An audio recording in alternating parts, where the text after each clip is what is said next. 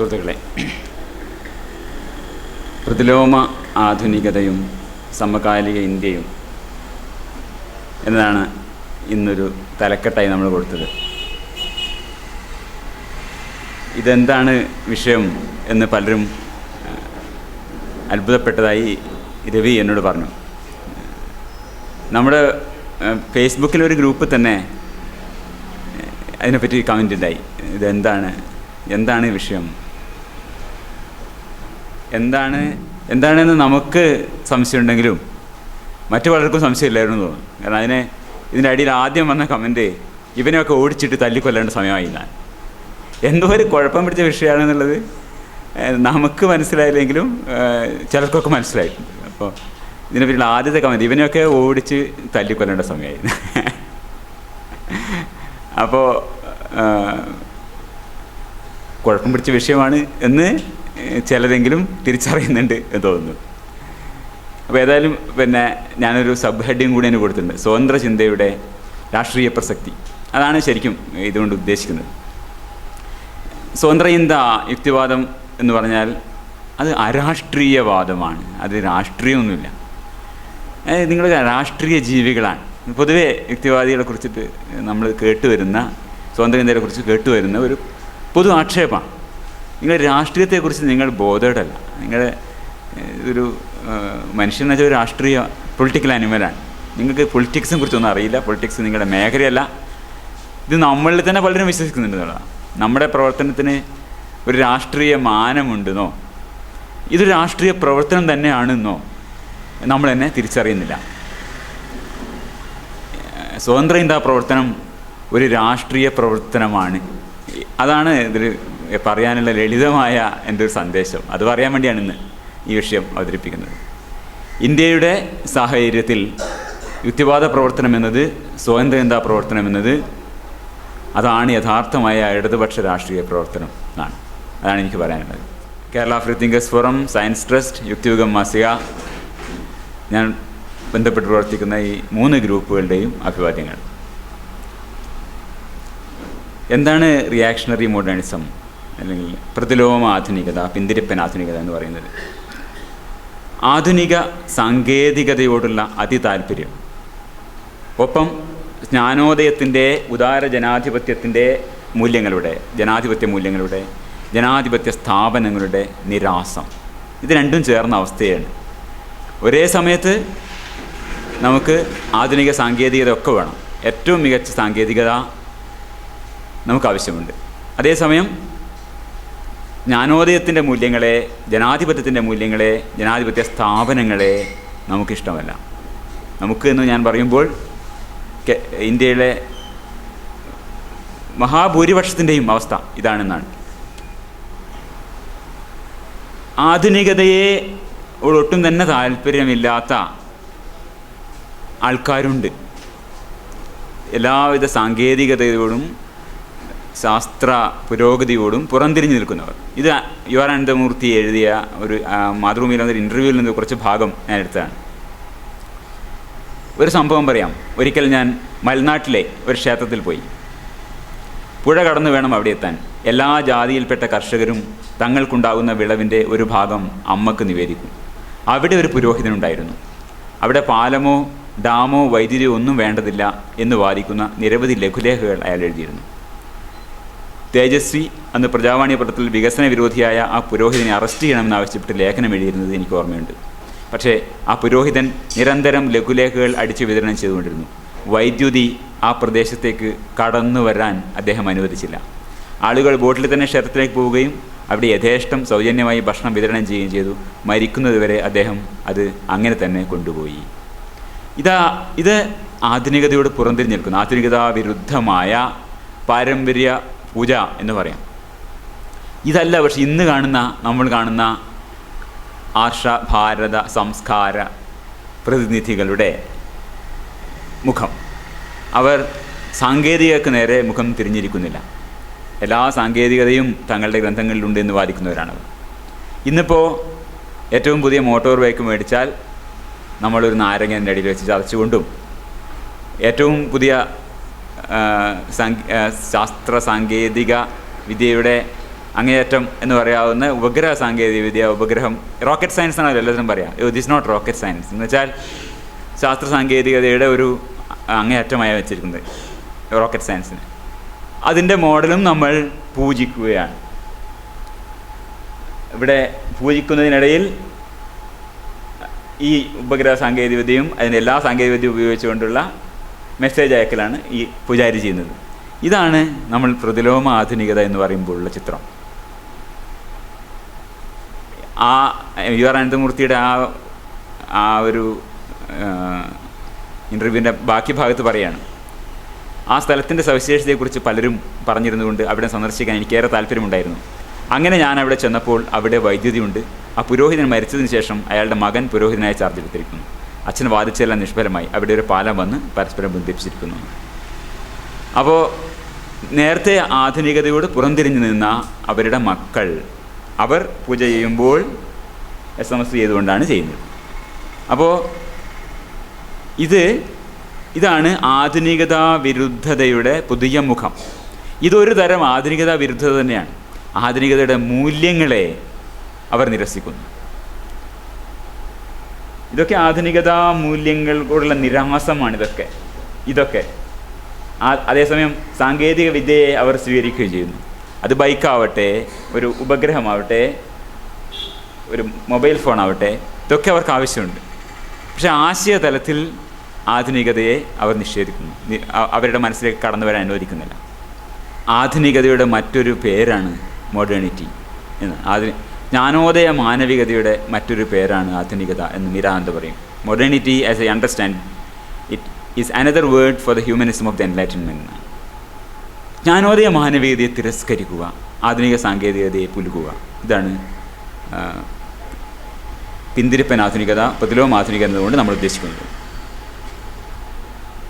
Humanism എന്താണെന്ന് വളരെ വിശദമായ ആംസ്റ്റർഡാം ഡിക്ലറേഷനിൽ 7 പോയിന്റുകൾ പറയുന്നുണ്ട്.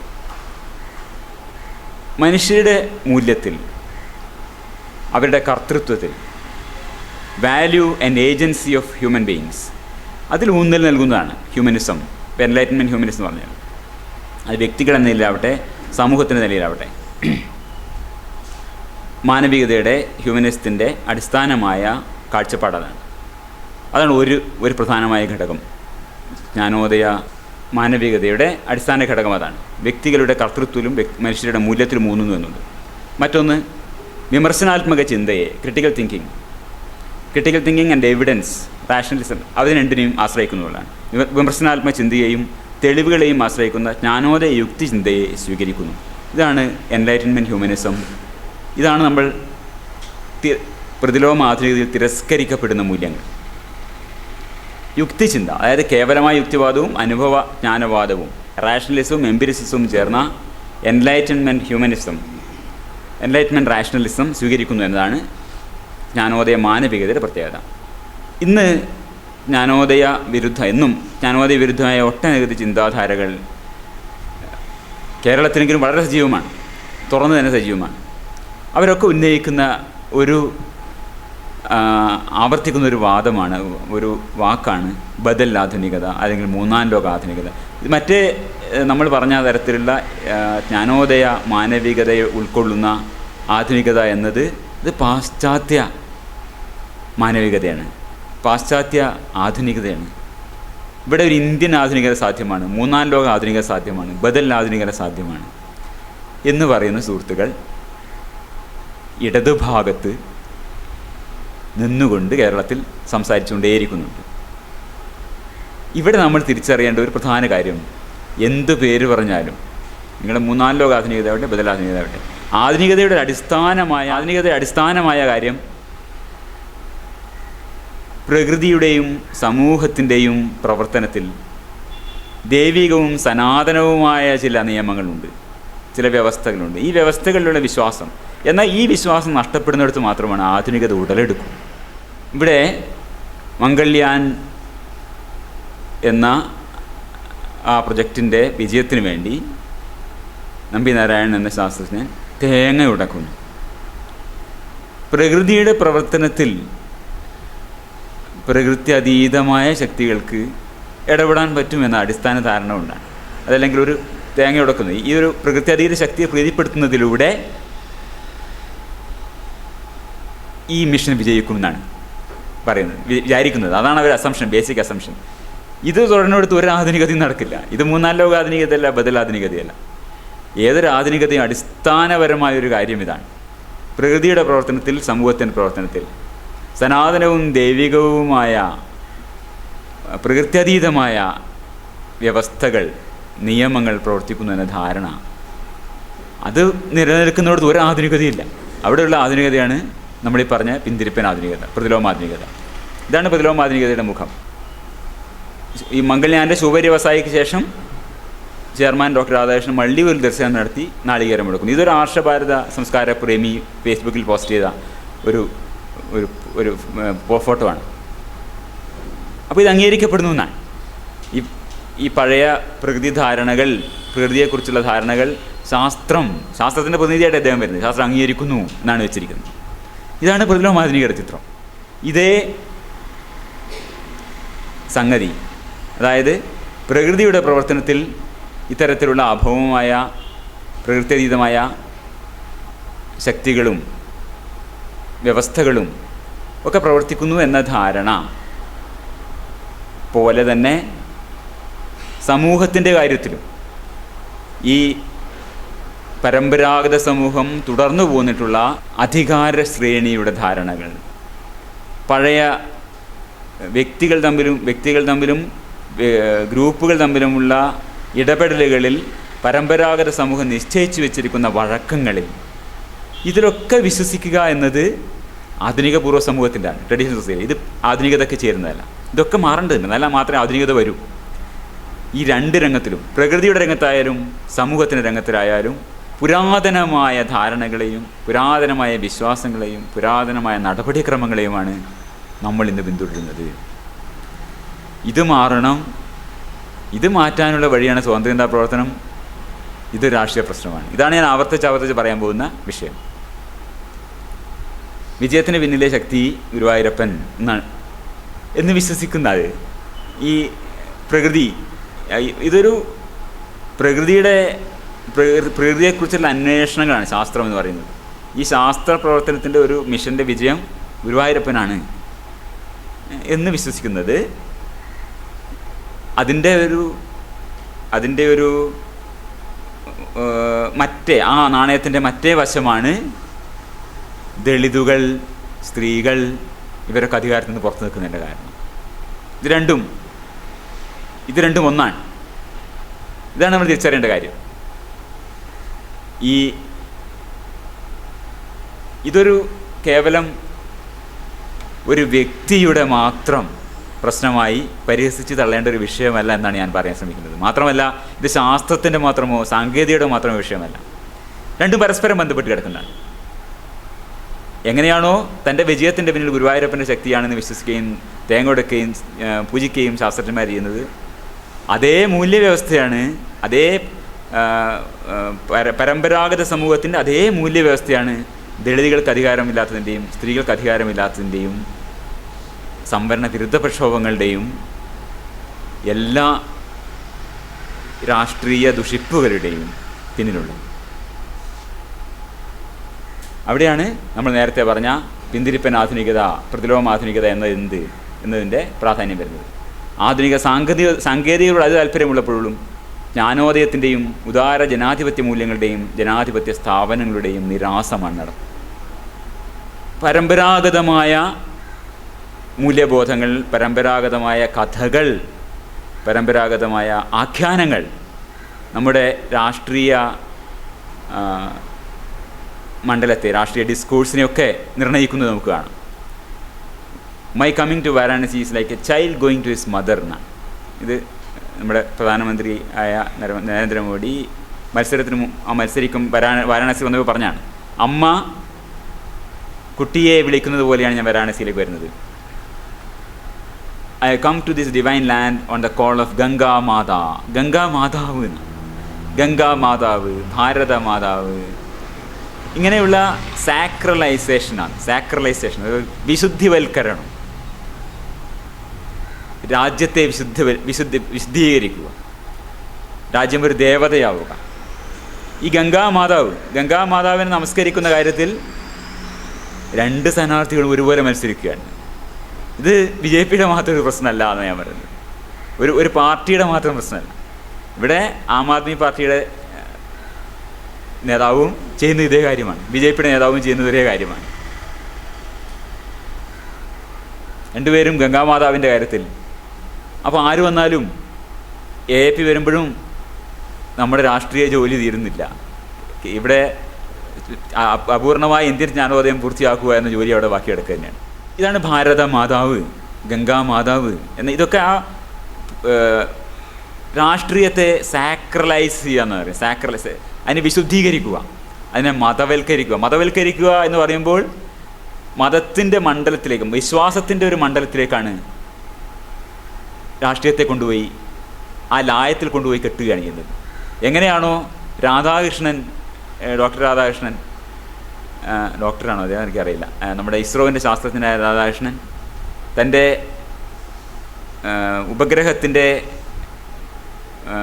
പ്രതിരൂപം എടുത്തുകൊണ്ടുവന്ന് പൂജയ്ക്ക് വേണ്ടി വെക്കുമ്പോൾ അതിനെ വിശുദ്ധിവൽക്കരിക്കുകയാണ്. ശാസ്ത്രത്തെ സാക്രലൈസ് ചെയ്യാന്നാണ്, ശാസ്ത്രത്തിനെ മതവൽക്കരിക്കുകയാണ് ചെയ്യുന്നത്. ഈ മതവൽക്കരിക്കുക എന്ന സംഗതി തന്നെയാണ് രാഷ്ട്രീയത്തിന് സംഭവിക്കുന്നത്. അതാണ് ഞാൻ പറഞ്ഞുകൊണ്ടിരാൻ ശ്രമിക്കുന്നത്. രാജ്യത്തിനെ ഒരു ദേവതയായി കാണുക, ഇവിടുത്തെ നദിയെ ഒരു ദേവതയായി കാണുക. ഈ വിശുദ്ധിവൽക്കരണം എന്നത് ശാസ്ത്രത്തിലും സമൂഹത്തിലും ഒരുപോലെ നടക്കുകയാണ്. ഇത് രണ്ടും മാറേണ്ടതുണ്ട്. ഇത് മാറിയാൽ മാത്രമേ പ്രതിലോമാധുനികത യഥാർത്ഥ ആധുനികതയെ മാറൂ. അപ്പോൾ ഭാരത മാതാവ് ഇവിടെ തല വെട്ടിയെടുത്ത് സമർപ്പിക്കാനുള്ള ഒരു ദേവതയായിട്ടാണ് ഭാരത മാതാവിന്. കയ്യിലുള്ള കൊടി ഏതാണ് എന്നത് വലിയ വിഷയമല്ല. ഇവിടെ ഒരു കാവിക്കൊടിയാണ്, ഇവിടെ ഒരു ത്രിവർണ്ണ പതാകയാണ്. രണ്ടിൻ്റെ അടിസ്ഥാനപരമായ ധാരണ ഈ സാക്രലൈസേഷൻ എന്നുള്ള ഇത് കുറേ കാലമായി തുടർന്നു വരുന്ന ധാരണയാണ്. ഇവിടെ ഇന്ത്യ വളരെ വിശാലമായി അഫ്ഗാനിസ്ഥാനോളം ഇങ്ങ് തെക്ക് ബർമയും ഒക്കെ ഉൾക്കൊള്ളുന്ന ഒരു സംഭവമാണ്. ഇത് വേറൊരു കാര്യം, എക്സ്പാൻഷനിസം ഉണ്ട് അവിടെ. അടിസ്ഥാനപരമായ ചിന്താ രീതി നമ്മൾ എന്നും പറയുന്നൊരു കാര്യമാണ്, ആവർത്തിച്ച് പറയുന്ന കാര്യമാണ്. ചിന്താ രീതി മാറുന്നില്ല. മതത്തിൻ്റെ ഗ്രാമറിലൂടെയാണ് ചിന്തിക്കുന്നത്, മതത്തിൻ്റെ രൂപത്തിലൂടെയാണ്. ആ മതവിശ്വാസത്തിൻ്റേതായ ചിന്താമണ്ഡലത്തിലാണ് രാഷ്ട്രീയവും ഫിറ്റ് ചെയ്യുന്നത്. അവിടെ രാഷ്ട്രീയ നേതാക്കളൊക്കെ രാജാക്കന്മാരായും ദേവതകളായും ശിക്ഷാരക്ഷാ സാധ്യതയുള്ള മൂർത്തികളായും ഒക്കെ മാറുകയാണ്. ചിന്താ രീതി മാറുന്നില്ല. അത് ശാസ്ത്രത്തിലായാലും ശാസ്ത്രം ചെയ്യുമ്പോഴും മതം ചെയ്യുന്ന രൂപത്തിലാണ് ചെയ്യുന്നത്, രാഷ്ട്രീയം ചെയ്യുന്നതും മതരൂപത്തിലാണ് ചെയ്യുന്നത്. ഇവിടെ പാലഭിഷേകം, ഇവിടെ ഒരു വിഗ്രഹത്തിൽ പാലഭിഷേകം ചെയ്യുന്നു. ഇവിടെ ഇത് നടരാജ വിഗ്രഹം, ഇവിടെ ആകുമ്പോഴേക്കും ഒരു ആൾദേവായിരുന്നു ശ്രീ സായിബാബയുടേതിൽ പാലഭിഷേകം. ഇവിടെ ഇത് അടുത്ത് വന്നാണ് തൻ്റെ പ്രിയപ്പെട്ട സിനിമാ നടൻ്റെ ഫ്ലക്സ് ബോർഡിൽ കൊണ്ടുപോയി പാലഭിഷേകം. സാക്രലൈസേഷനാണ്. മതത്തിൻ്റെ ഭാഷയിലൂടെ മാത്രമാണ് ചിന്തിക്കാൻ സാധിക്കുന്നത്. അപ്പോൾ വിജയിൻ്റെ പുതിയ പടം ഇതിപ്പോൾ ഏതാണ്ട് 2-3 ദിവസം മുമ്പ് ഒന്നാണ്. വിജയ് എന്ന തമിഴ് സിനിമാ നടൻ്റെ ഏറ്റവും പുതിയ പടം വന്നു. ആ പടത്തിൻ്റെ റിലീസ് ദിവസം വലിയൊരു ഫ്ലക്സ് ബോർഡ്, ഇത് പാലക്കാട് ജില്ലയിൽ, ഞാൻ താമസിക്കുന്ന ജില്ലയിൽ സംഭവിച്ചാണ്. ഫ്ലക്സ് ബോർഡിൽ പാലഭിഷേകം നടത്തുക. ഇതേപോലെ പാലഭിഷേകം നടത്താൻ കയറിയ ഈ കുട്ടി അവിടെ നിന്ന് കാല് വഴുതി വീണ് മരിച്ചു പോവാണ്. കുട്ടി എന്ന് പറയാൻ പറ്റില്ല, 23 വയസ്സുള്ള ഒരാളാണ്. ഇവിടെ ഇന്ദിരാഗാന്ധിയുടെ പ്രതിമയിൽ ഈ രാഷ്ട്രീയ നേതാവ് പാലഭിഷേകം നടത്തുക. ഇതൊക്കെയാണ് സാക്രലൈസേഷൻ എന്ന് പറയുന്നത്. മതത്തിൻ്റെ ഗ്രാമറിലൂടെ, മതത്തിൻ്റെ ഒരു സ്ട്രക്ചറിലൂടെ അല്ലാതെ ചിന്തിക്കാൻ പറ്റാത്തൊരു ജനതയാണ് നമ്മുടെ രാഷ്ട്രീയമായാലും നമ്മുടെ കലാപ്രേമം പോലും സിനിമാ പ്രേമം പോലും മതത്തിൻ്റെ ഭാഷയിലൂടെയാണ് പ്രകടിതമാവുന്നത്. കഴിഞ്ഞ 2 നൂറ്റാണ്ടുകളിൽ ലോകരാഷ്ട്രീയത്തെ സ്വാധീനിച്ചത് 4 ആശയങ്ങളാണ് എന്ന് പറയും.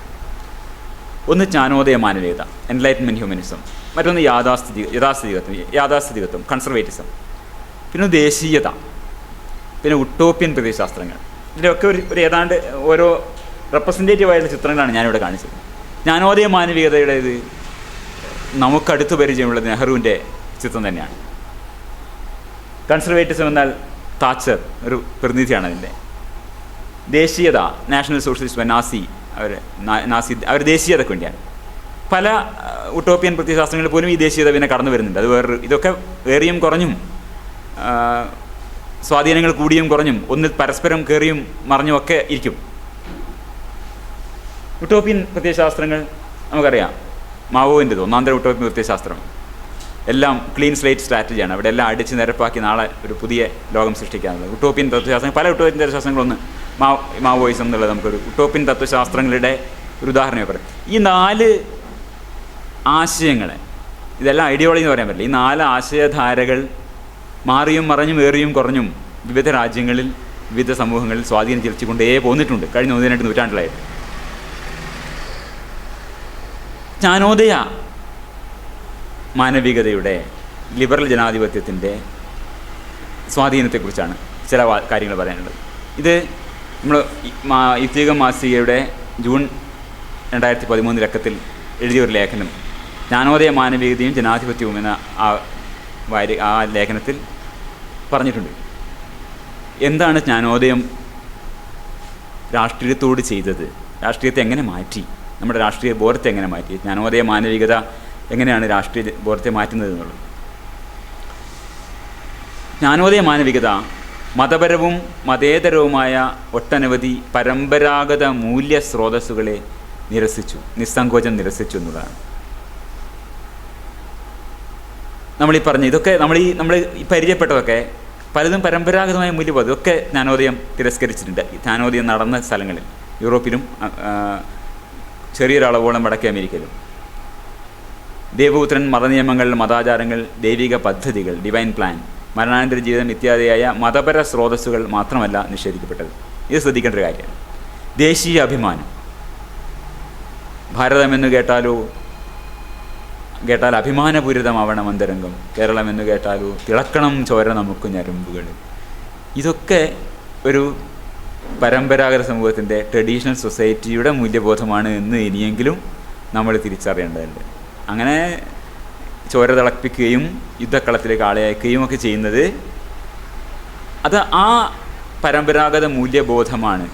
ചത്തും കൊന്നും അടക്കിക്കൊള്ളുക എന്ന പരമ്പരാഗത മൂല്യബോധത്തെയാണ് ജ്ഞാനോദയം തിരസ്കരിച്ചത്.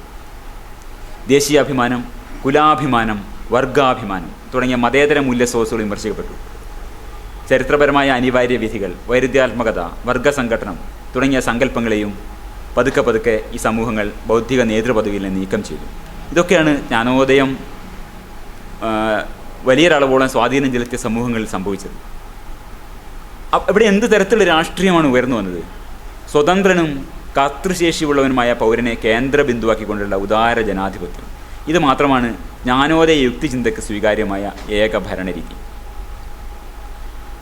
വ്യക്തിക്കാണ് പ്രാധാന്യം. നമ്മൾ നേരത്തെ ഹ്യൂമനിസ്റ്റിനെക്കുറിച്ച് പറഞ്ഞപ്പോൾ തന്നെ പറഞ്ഞു, വ്യക്തിക്ക് പ്രാധാന്യമുണ്ട്.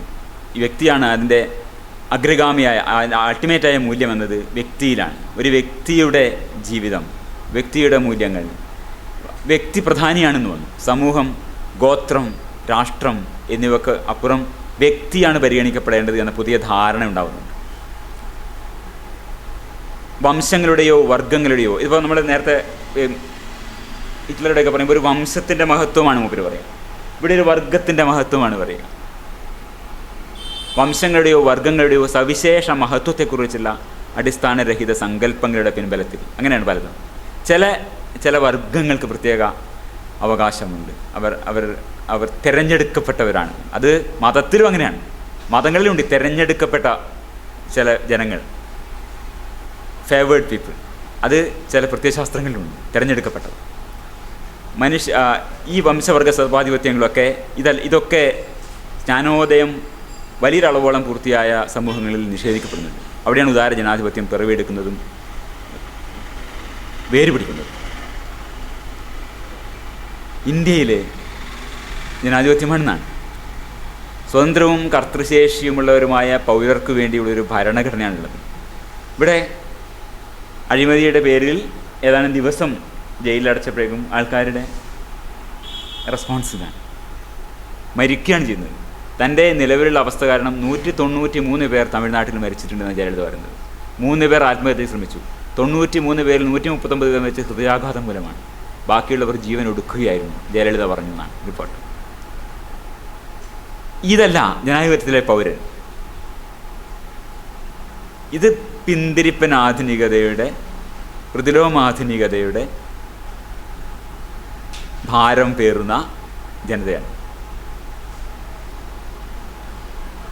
സ്വതന്ത്രനും കർത്തൃശേഷിയുമുള്ളവനുമായ പൗരനെയാണ് ജനാധിപത്യത്തിൽ, ഉദാര ജനാധിപത്യത്തിൽ വിഭാവനം ചെയ്യുന്നത്. അതാണ് ഒരു ആധുനിക സമൂഹത്തിൽ ഉണ്ടാവേണ്ടത്. ഇവിടെ അതല്ല, നെഞ്ചത്തടിച്ച് കരിയാണ് ആൾക്കാർ. രാജാധിപത്യത്തിൽ ചെയ്തിരുന്ന പോലെയാണ്. ജ്ഞാനോദയം രാഷ്ട്രീയത്തോട് എന്ത് ചെയ്തു? മനുഷ്യൻ്റെ കാഴ്ചപ്പാടിലെത്തോളം വ്യത്യാസം ഉണ്ടാക്കി. ഇത് അന്താരാഷ്ട്ര മനുഷ്യാവകാശ പ്രഖ്യാപനത്തിലൂടെ നമുക്ക് കാണാം. 1948 അന്താരാഷ്ട്ര മനുഷ്യാവകാശ പ്രഖ്യാപനം എന്നത് ജ്ഞാനോദയ മാനവികതയുടെ, എൻലൈറ്റ്മെൻറ്റ് ഹ്യൂമനിസത്തിൻ്റെ ഒരു ആവിഷ്കാരമാണ്. All human beings are born free. Everyone is entitled to all rights and freedoms. Everyone has the right to life, liberty, security of person. വ്യക്തിയെയാണ് അഡ്രസ്സ് ചെയ്യുന്നത്. വ്യക്തിയെ. രാഷ്ട്രീയ മണ്ഡലത്തിലെ അഗ്രിമ മൂല്യം, ultimate value in the political realm, മനുഷ്യ വ്യക്തിയാണ്, individual human being. ഇതിന്നും നമ്മൾ തിരിച്ചറിഞ്ഞിട്ടില്ല. നമ്മുടെ പ്രതിലോമ ആധുനികതയിൽ വർഗങ്ങളുടെ അടിസ്ഥാനത്തിൽ, പാർട്ടികൾ പോലും കുലാടിസ്ഥാനത്തിലാണ്.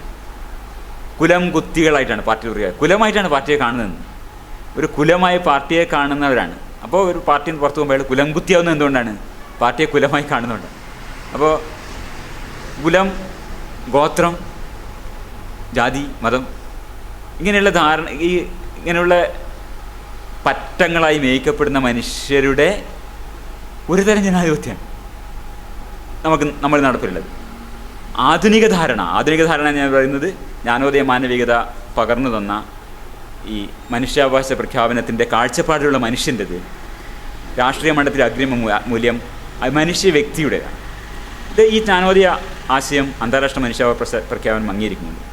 അന്ന് വരെയും അഗ്രിമ മൂല്യമായി അൾട്ടിമേറ്റ് വാല്യൂ എന്തിനാണ് കൊടുത്തിരുന്നത്? രാഷ്ട്രത്തിനാണ്, നാഷൻ അല്ലെങ്കിൽ ജനത, പീപ്പിൾ, സംസ്കാരത്തിന്, കൾച്ചർ, വർഗം അല്ലെങ്കിൽ ക്ലാസ്, ഇതിനാണ് അഗ്രിമമായ മൂല്യം. രാഷ്ട്രീയ മണ്ഡലത്തിലെ ഏറ്റവും പരമപ്രധാനമായ മൂല്യം എന്നത് ഒരു വർഗമോ രാഷ്ട്രമോ ജനതയോ സംസ്കാരമോ ഒന്നുമല്ല, വ്യക്തിയാണ് എന്ന് തിരിച്ചറിയുന്നിടത്താണ് ആധുനികത വരുന്നത്. ഇതൊന്നും തിരിച്ചറിഞ്ഞിട്ടില്ല. ഇവിടെ ഇന്നും നമ്മൾ പഴയ ലോകത്താണ് ഇരിക്കുന്നത്. ഇവിടെയാണ് ആധുനികത പിന്തിരിപ്പിന് ആധുനികതയാവുന്നത്. ജ്ഞാനോദയ മാനവികതയുടെ ഇന്ത്യൻ സാന്നിധ്യം എന്നത് ബി.ആർ. അംബേദ്കർ തന്നെ, അദ്ദേഹം തന്ന ഭരണഘടനയാണ്. ഇന്ന് ജ്ഞാനോദയ മാനവികതയെ നമ്മുടെ സമൂഹത്തിൽ പ്രതിഷ്ഠിച്ചിരിക്കുന്നത്. നമ്മളതിന് അർഹിക്കുന്നില്ല. അർഹിക്കാത്ത ആൾക്കാരാണെങ്കിലും നമുക്ക് കിട്ടിയിരിക്കുന്നത്, ഇപ്പം അന്താരാഷ്ട്ര മനുഷ്യാവകാശ പ്രഖ്യാപനം എങ്ങനെയാണോ ജ്ഞാനോദയ മാനവികതയുടെ ആവിഷ്കാരമായിരിക്കുന്നത്, അതുപോലെയാണ് ഇന്ത്യൻ ഭരണഘടനയും ജ്ഞാനോദയ മാനവികതയുടെ ഒരു ആവിഷ്കാരമായിരിക്കുന്നത്. അംബേദ്കർ ജ്ഞാനോദയ മാനവികതയുടെ സൃഷ്ടിയാണ്. അദ്ദേഹം പറയുന്നുണ്ട്, I feel that the constitution is workable. ഈ ഇന്ത്യൻ ഭരണഘടന is flexible and strong enough to hold the country together. അപ്പോൾ ഈ ഭരണഘടനയ്ക്കടിയിൽ, ഭരണഘടന നടപ്പിലിരിക്കെ, if things go wrong under the new constitution, ഈ പുതിയ ഭരണഘടനക്കടിയിൽ കാര്യങ്ങൾ ശരിയായില്ലെങ്കിൽ, the reason will not be that we had a bad constitution. മോശമായ ഒരു ഭരണഘടന ഉള്ളതുകൊണ്ടല്ല സംഭവിക്കുന്നത്. What we will have to say is that man was wild. മനുഷ്യർ ചീത്തയായതുകൊണ്ടാണ് ഈ ഭരണഘടന ചീത്ത. അത് അംബേദ്കർ പറഞ്ഞത്. ഇവിടെ എന്തെങ്കിലും ഈ ഭരണഘടന നിലവിലിരിക്കുമ്പോൾ സംഗതികൾ മോശമാകുന്നുവെങ്കിൽ അതിൻ്റെ കുഴപ്പം ഈ ഭരണഘടനയുടേതല്ല, മനുഷ്യരുടെ കുഴപ്പമാണ്. അംബേദ്കർ പറഞ്ഞാണ് ശരി. ഇന്ത്യയുടെ പ്രശ്നം വ്യവസ്ഥിതിയുടെ പ്രശ്നമല്ല, മനസ്ഥിതിയുടെ പ്രശ്നമാണ്. ഇതാണ് ഇന്ന് പറയാനുള്ള വേറൊരു സന്ദേശം. ഇന്ത്യയുടെ വ്യവസ്ഥിതി മാറ്റാനാണ് നമ്മുടെ രാഷ്ട്രീയത്തിലൊക്കെ ശ്രമിക്കുന്നത്. ഈ ദൂഷിച്ച വ്യവസ്ഥിതി അഴിച്ചു പണിയാൻ. ഞാനിവിടെ അംബേദ്കറിൻ്റെ കൂടെയാണ്. ഇത് വ്യവസ്ഥിതിയുടെ പ്രശ്നമല്ല, ഇത് മനസ്ഥിതിയുടെ പ്രശ്നമാണ്. ഇവിടെ ജ്ഞാനോദയ മാനവികത, ഇവിടെ ഉദാര ജനാധിപത്യത്തിൻ്റെ, ജ്ഞാനോദയ മാനവികതയുടെ മൂല്യങ്ങൾ ഏറ്റെടുത്തിട്ടില്ലാത്ത ജനതയുടെ മനസ്ഥിതിയുടെ പ്രശ്നമാണ് നമ്മുടെ പ്രശ്നം. ആധുനികമായ ഭരണഘടന നമ്മൾ ഔദ്യോഗികമായി അംഗീകരിച്ചിട്ടുണ്ടെങ്കിലും പ്രാകൃതമായ മനോവൃത്തിയാണ് പുലർത്തുന്നത്, പ്രാചീനമായ മനോവൃത്തിയാണ് പുലർത്തുന്നത്. ശാസ്ത്രജ്ഞന്മാർ മുതൽ ഇങ്ങനെ അറ്റത്ത് വിദ്യാഭ്യാസമില്ലാത്ത സാധാരണക്കാരൻ വരെയും നിലനിർത്തുന്നത് പ്രാകൃതമായ മനോനിലയാണ്. ഒരു വ്യത്യാസവുമില്ല അക്കാര്യത്തിൽ. ഈ ജനതയാണ് ഇന്ത്യയുടെ പ്രശ്നം. It is because the man was wild. India കുഴപ്പത്തിൽ പോകുന്നുണ്ടെങ്കിൽ വ്യവസ്ഥിത കുഴപ്പമില്ല.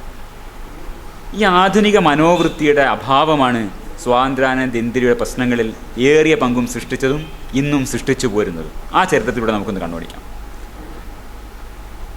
വ്യവസ്ഥിതിയുടെ അല്ല, മനസ്ഥിതിയുടെ പ്രശ്നമാണ് ഇത്. ഞാൻ എടുക്കുന്നത് BBC-യുടെ വെബ്സൈറ്റിൽ പോയി കഴിഞ്ഞാൽ അവരൊരു ടൈം ലൈൻ ഉണ്ടാക്കിയിട്ടുണ്ട്. വളരെ കാലം മുതൽ 1858 മുതലുള്ള ഇന്ത്യയുടെ ചരിത്രത്തിലെ വിവിധ ഓരോ സംഭവങ്ങൾ ഇങ്ങനെ അവിടെ രേഖപ്പെടുത്തി വെച്ചിട്ടുണ്ട്. ഞാൻ 1947 മുതലുള്ള സംഭവങ്ങൾ എടുത്തിട്ട് അതിലൂടെ ഒന്ന് കണ്ണോടിക്കാനും ശ്രമിക്കാം. 1947, 48 വായിക്കാൻ പറ്റുന്നുണ്ടെന്ന് അറിയില്ല. Hundreds of thousands die in widespread communal bloodshed after partition. ഇത് മനസ്ഥിതിയുടെ പ്രശ്നമാണ്. നമ്മുടെ ഗോത്രീയമായ മനോഭാവമാണ്. ഹിന്ദു മുസ്ലിം എന്ന സത്വബോധമാണ് ഈ ഹൺഡ്രഡ്സ് ഓഫ് തൗസൻഡ്സ് ഓഫ് ആൾക്കാർ അവിടെ മരിക്കാനിടയായത്. മനുഷ്യ ചരിത്രത്തിൽ ഉണ്ടായിട്ടുള്ളതിൽ ഏറ്റവും ഭീകരമായ ഒരു കൂട്ടക്കുരുതിയാണ് 1947 ഇന്ത്യയിൽ നടന്നത്. ഇന്ത്യയെക്കുറിച്ച് ആലോചിക്കുമ്പോൾ, ഇന്ത്യയുടെ പ്രശ്നങ്ങളെക്കുറിച്ച് ആലോചിക്കുമ്പോൾ ഇതൊന്നും ചിന്തിക്കുന്നില്ല എന്ന് പറഞ്ഞാൽ എന്ത് രാഷ്ട്രീയമാണ് ഇത്? സാമ്പത്തിക പ്രശ്നമല്ല, ഇത് മനസ്ഥിതിയുടെ പ്രശ്നമാണ്. നമ്മുടെ ഗോത്രീയ മനോഭാവമാണ് ഇത്രയും ആൾക്കാർ മരിച്ചത്. വ്യക്തിയാണ് പ്രധാനം. നമ്മൾ ആലോചിക്കണം, നമ്മൾ വ്യക്തിയാണ് ചിന്തിക്കുന്നത്. വ്യക്തിയെ, ഓരോ വ്യക്തിയും ഇതുപോലെ ഈ ലക്ഷക്കണക്കിനായി മരിച്ച് കടന്ന ഈ മനുഷ്യരുടെ അതിലൊരു മനുഷ്യൻ പിന്നെ ഉണ്ടാവില്ലല്ലോ. ഈ മനുഷ്യൻ പ്രധാനിയാണ് എന്ന രീതിയിൽ ചിന്തിക്കുമ്പോൾ ഇതാണ് പ്രധാനം. ഇത്രയും മനുഷ്യർ മരിക്കാനിടയായ അതിൽ നമ്മളൊരു പാഠവും പഠിക്കുന്നില്ലേ? നമ്മുടെ രാഷ്ട്രീയക്കാർക്കൊന്നും പഠിക്കാനില്ലേ? അതിലല്ലേ പണിയേണ്ടത്? ഇത്രയും ആൾക്കാർ മരിക്കാനിടയായ കാരണം എന്താണ്? അതിനല്ലേ കറക്റ്റ് ചെയ്യേണ്ടത്. ഇതിൽ നിന്ന് പഠിക്കാതെ, ഇതിൽ നിന്ന് ചരിത്രം പഠിക്കാതെ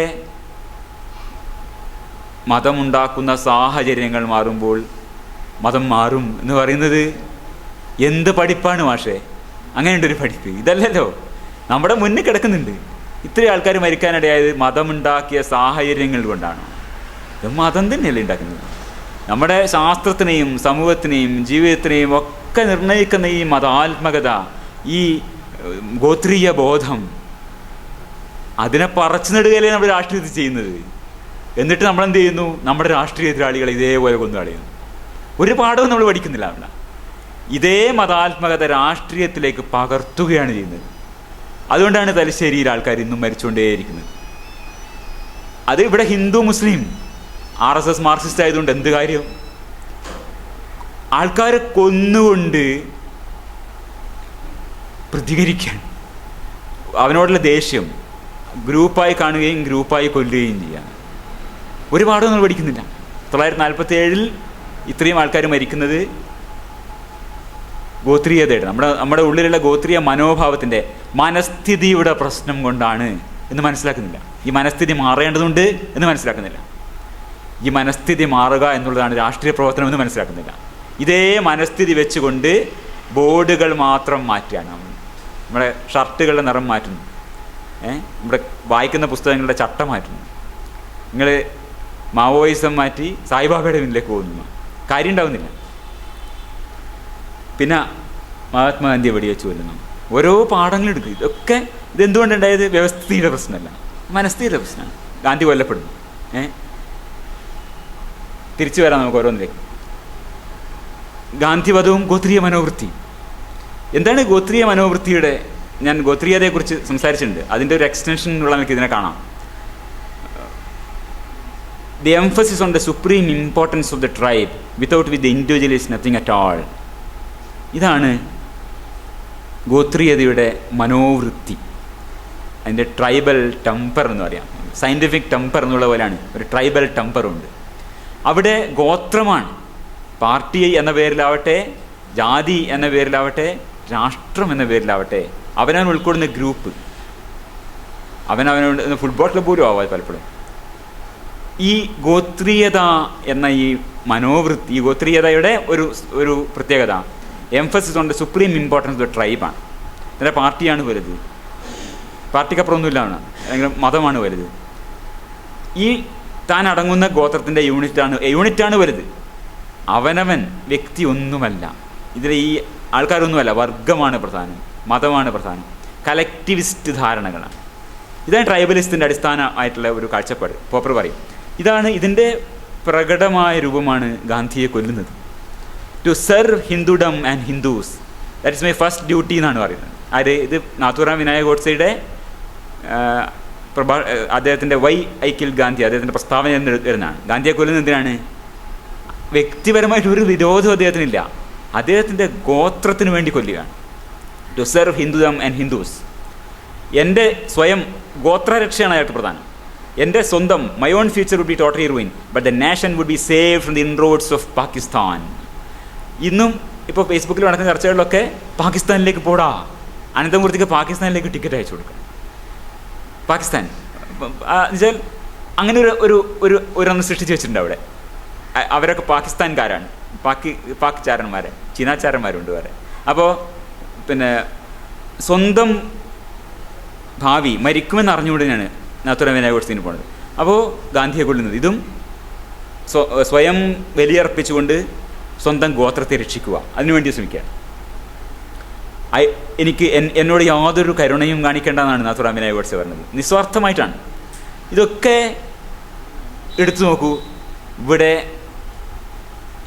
ഇന്നലെ ഒരു കൊലപാതക പ്രതിയെ നമ്മുടെ ഒരു മന്ത്രിയായിരുന്ന ഇവിടെ വളരെ പ്രസിദ്ധനായ ഒരു രാഷ്ട്രീയ നേതാവ് പോയി സന്ദർശിക്കാൻ, അങ്ങോട്ട് പോയി ജയിലിൽ പോയി സന്ദർശിക്കാൻ. അപ്പോൾ കുറ്റവാളികളായി കോടതി കുറ്റം വിധിച്ചവരെ പോയി കാണുകയും അവർക്ക് വേണ്ടി. ഏത് രാഷ്ട്രീയമാണിത്? ഇത് ഗോത്രീയ രാഷ്ട്രീയമാണ്, ട്രൈബലായിട്ട് രാഷ്ട്രീയമാണ് എല്ലാ ദിക്കിലും. ഇത് ഒരു പാർട്ടിയുടെ മാത്രമല്ല, എല്ലാ പാർട്ടിക്കാരും പറയുന്നതാണ് എൻ്റെ പാർട്ടിക്ക് വേണ്ടി കുത്തിയവനെ ഞാൻ പ്രൊട്ടക്റ്റ് ചെയ്യുന്നതാണ്. അപ്പോൾ ഗാന്ധി വധത്തിൽ നിന്ന് വല്ല പാഠവും നമ്മൾ പഠിച്ചോ? ഒരു പാഠവും പഠിച്ചിട്ടില്ല. ഗാന്ധിയെ കൊന്നത് ഒരു ഹിന്ദു വർഗീയവാദിയാണ് എന്ന് പറയുമ്പോൾ ഇത് ആർക്കും ചെയ്യാം. ഗാന്ധിക്ക് പകരം വേറൊരാളാവുമ്പോൾ ഇതുപോലെ ഓരോ വ്യക്തിയെയും കൊല്ലുന്നത് ഇതുപോലെ ഓരോ തരം വാദികളാണ്. ഈ വിധം ഓരോ രാഷ്ട്രീയ കൊലപാതകങ്ങളിലും നടക്കുന്നത് ഗാന്ധിവധം തന്നെയാണ്. ഓരോ രാഷ്ട്രീയ കൊലപാതകവും ഓരോ ഗാന്ധിവധം തന്നെയാണ്. ഇത് നടത്തുന്നത് മനസ്ഥിതി തന്നെയാണ്. ഈ മനസ്ഥിതി വ്യക്തിയെ കൊന്നുകൊണ്ട് തൻ്റെ ഗോത്രത്തെ രക്ഷിക്കുക എന്ന മനസ്ഥിതിയിൽ നിന്ന് നമുക്ക് മോചനമില്ല. എല്ലാവരും ഗോഡ്സെ കുറ്റം പറയുന്നത് നമ്മൾ ധരിക്കണ്ട. ഗോഡ്സെ വീരബലിദാനിയായിട്ട് ചിത്രീകരിക്കുന്ന ആൾക്കാർ ഇന്നുമുണ്ട്. ഇതിൽ എഴുതിയേക്കുന്ന വാചകങ്ങൾ അതേപോലെ എഴുതി വെച്ചാണ്. വന്ദേ മാതരം, അഖണ്ഡ ഹിന്ദു രാഷ്ട്രാഭിമാനി അമർ വീർ പണ്ഡിറ്റ് നാഥുറാം വിനായക് ഗോഡ്സെ. ബലിദാൻ ദിവസം അതൊക്കെയാണ് നവംബർ 19 ഇതാണ് എഴുതി വെച്ചിരിക്കുന്നത്. ബലിദാനമായിട്ടാണ്. അദ്ദേഹം ബലിദാനിയാണ്. ഓരോ ഗോത്രത്തിനും ഇതുപോലുള്ള ബലിദാനികളുണ്ട്. ഇന്ന് വളരെ ഒക്ടോബർ 17 കേസരി വാരിക പ്രസിദ്ധീകരിച്ച ലേഖനത്തിൽ കാണാം. ഗോഡ്സെയുടെ വാദങ്ങൾ സത്യസന്ധമായി നോക്കി വിഭജനത്തിന് മുമ്പുള്ള ചരിത്രരേഖകൾ പരിശോധിച്ചാൽ നാഥുറാം വിനായക് ഗോഡ്സെയുടെ ഉന്നം തെറ്റിപ്പോയോ എന്ന് ചരിത്ര വിദ്യാർത്ഥികൾ വിലയിരുത്തിയാൽ അത് നിഷേധിക്കാൻ കഴിയില്ല. വിഭജനത്തിന് കാരണക്കാരൻ ജവഹർലാൽ നെഹ്റു ആയിരുന്നു. അപ്പോൾ ഉന്നം തെറ്റിപ്പോയി എന്നാണ് അവിടെ പ്രശ്നം, ആ രീതി അല്ല പ്രശ്നം. നെഹ്റുവിനെ ആയിരുന്നു വധിക്കേണ്ടിയിരുന്നത് എന്നാണ് അതിന് ആ വരികൾക്കിടയിൽ പറയുന്ന കാര്യം. ഉന്നം തെറ്റിപ്പോയി എന്നാണ്, വഴി തെറ്റിപ്പോയി എന്നില്ല. നമ്മൾ തിരിച്ചറിയുന്നേ ഇല്ല. അത് വഴി തെറ്റില്ല, അദ്ദേഹത്തിൻ്റെ ഉന്നമാണ് തെറ്റിപ്പോയതെന്നാണ്. ഇന്ത്യൻ ആധിപത്യത്തിലായി കഴിഞ്ഞ ശേഷം മാത്രം സിന്ധു നദിയിൽ ഒഴുക്കാനായി നാഥുറാം ഗോഡ്സെയുടെ ചിതാഭസ്മം ഇന്ന് സൂക്ഷിക്കപ്പെട്ടിരിക്കുന്നത് പൂനെയിലാണ്. ദബോൽക്കർ വെടിയേറ്റ് വീണ പൂന. ഞാൻ പറഞ്ഞു വരുന്നത് ദബോൽക്കറിനെ കൊല്ലുന്നതും ഇന്നും ഇത് തുടരുക തന്നെയാണ്. ഒരു പാഠവും നമ്മൾ പഠിക്കുന്നില്ല. ഒരു പാഠവും നമ്മുടെ രാഷ്ട്രീയ ഗാന്ധിവധം നമ്മെ പഠിപ്പിച്ചില്ല എന്നുള്ളത്. ആ ടൈം ലൈനിലേക്ക് നമുക്ക് തിരിച്ചു പോകാം. യുദ്ധങ്ങൾ 1948 തന്നെ പാകിസ്ഥാനുമായി യുദ്ധം, 1962 ചൈന യുദ്ധം. അതേ 71 വരെ പിന്നെ യുദ്ധങ്ങൾ വരികയാണ്. 65 പാകിസ്ഥാനുമായി വീണ്ടും യുദ്ധം, 71 ബംഗ്ലാദേശ് യുദ്ധം, 24 വർഷത്തിനിടയിൽ 4 യുദ്ധങ്ങളാണ്. ഇതാണ് സ്വതന്ത്രഭാരത്. ഞാനീ പറഞ്ഞു വരുന്നത് എന്തിനാണ് നമ്മൾ ഇന്ത്യയുടെ ചരിത്രത്തിലൂടെ പോകുന്നത്, എന്താണ് ഇന്ത്യയുടെ പ്രശ്നം, എന്താണ് വാസ്തവത്തിൽ നമ്മൾ ശ്രദ്ധിക്കേണ്ടത്, എന്തായിരിക്കണം ഇന്ത്യൻ രാഷ്ട്രീയം അഡ്രസ്സ് ചെയ്യുന്നത് അറിയാൻ വേണ്ടിയിട്ട്. ഇന്ത്യൻ രാഷ്ട്രീയം എന്താണ് അഡ്രസ്സ് ചെയ്യേണ്ടതിനെ കുറിച്ചിട്ട് ഓരോ പ്രസ്ഥാനക്കാർക്കും ഓരോ ധാരണ ഉണ്ടല്ലോ. ഇത് കോംബ്രദോർ ബൂർഷ്വാസിയാണ് ഇവിടെ ഭരിക്കുന്നത്, അപ്പോൾ അതിനെങ്ങനെ കൈകാര്യം ചെയ്യണം, അവർക്കൊരു ധാരണകളുണ്ട്. അപ്പോൾ അതനുസരിച്ചിട്ട് അവരുടെ മാപ്പ്, അവരുടെ എന്താ പറയുക, വാർ റൂമുകൾ ചിത്രങ്ങൾ വരച്ച് വെച്ചിട്ട് അവർ ചെയ്യുന്നത്. യഥാർത്ഥത്തിൽ ഇന്ത്യയുടെ ചരിത്രം എടുത്തു നോക്കിയാൽ ഇന്ത്യയിൽ അഡ്രസ്സ് ചെയ്യപ്പെടേണ്ട പ്രശ്നം എന്താണ്? ഞാൻ കാണുമ്പോൾ അത് മനസ്ഥിതിയുടെ പ്രശ്നമാണ്. ഇന്ത്യയുടെ അഡ്രസ്സ് ചെയ്യപ്പെട്ട രാഷ്ട്രീയ പ്രശ്നം ഇന്ത്യക്കാരുടെ മനസ്ഥിതിയുടെ പ്രശ്നമാണ്. ഇതാണ് ഞാൻ പറയാൻ ശ്രമിക്കുന്നത്. ഓരോന്നിലും 24 വർഷത്തിലെ 4 യുദ്ധങ്ങൾ, ഇതൊക്കെ ഏതെങ്കിലും രാഷ്ട്രീയ പാർട്ടി അഡ്രസ്സ് ചെയ്യുന്നുണ്ടോ? ഇല്ല എന്നല്ല. യുദ്ധങ്ങൾ അഡ്രസ്സ് ചെയ്യേണ്ടത് എങ്ങനെയാണെന്നുള്ള. അപ്പോൾ ഇത് all quiet in western front, 2 പട്ടാളക്കാർ തമ്മിലുള്ളതാണ്. എങ്ങനെയാണ് യുദ്ധം തുടങ്ങുന്നത്? അപ്പോൾ ഒരു രാജ്യം മറ്റൊരു രാജ്യത്തെ ഒഫൻഡ് ചെയ്യുന്നതിലൂടെയാണ്, ആക്രമിക്കുന്നതിലൂടെയാണ് തുടങ്ങുന്നത്. ഒരു രാജ്യം എങ്ങനെ ആക്രമിക്കും? ജർമ്മനിയിലെ ഒരു മലക്ക് ഫ്രാൻസിലെ ഒരു മലയോട് യുദ്ധം ചെയ്യാൻ പറ്റുമോ?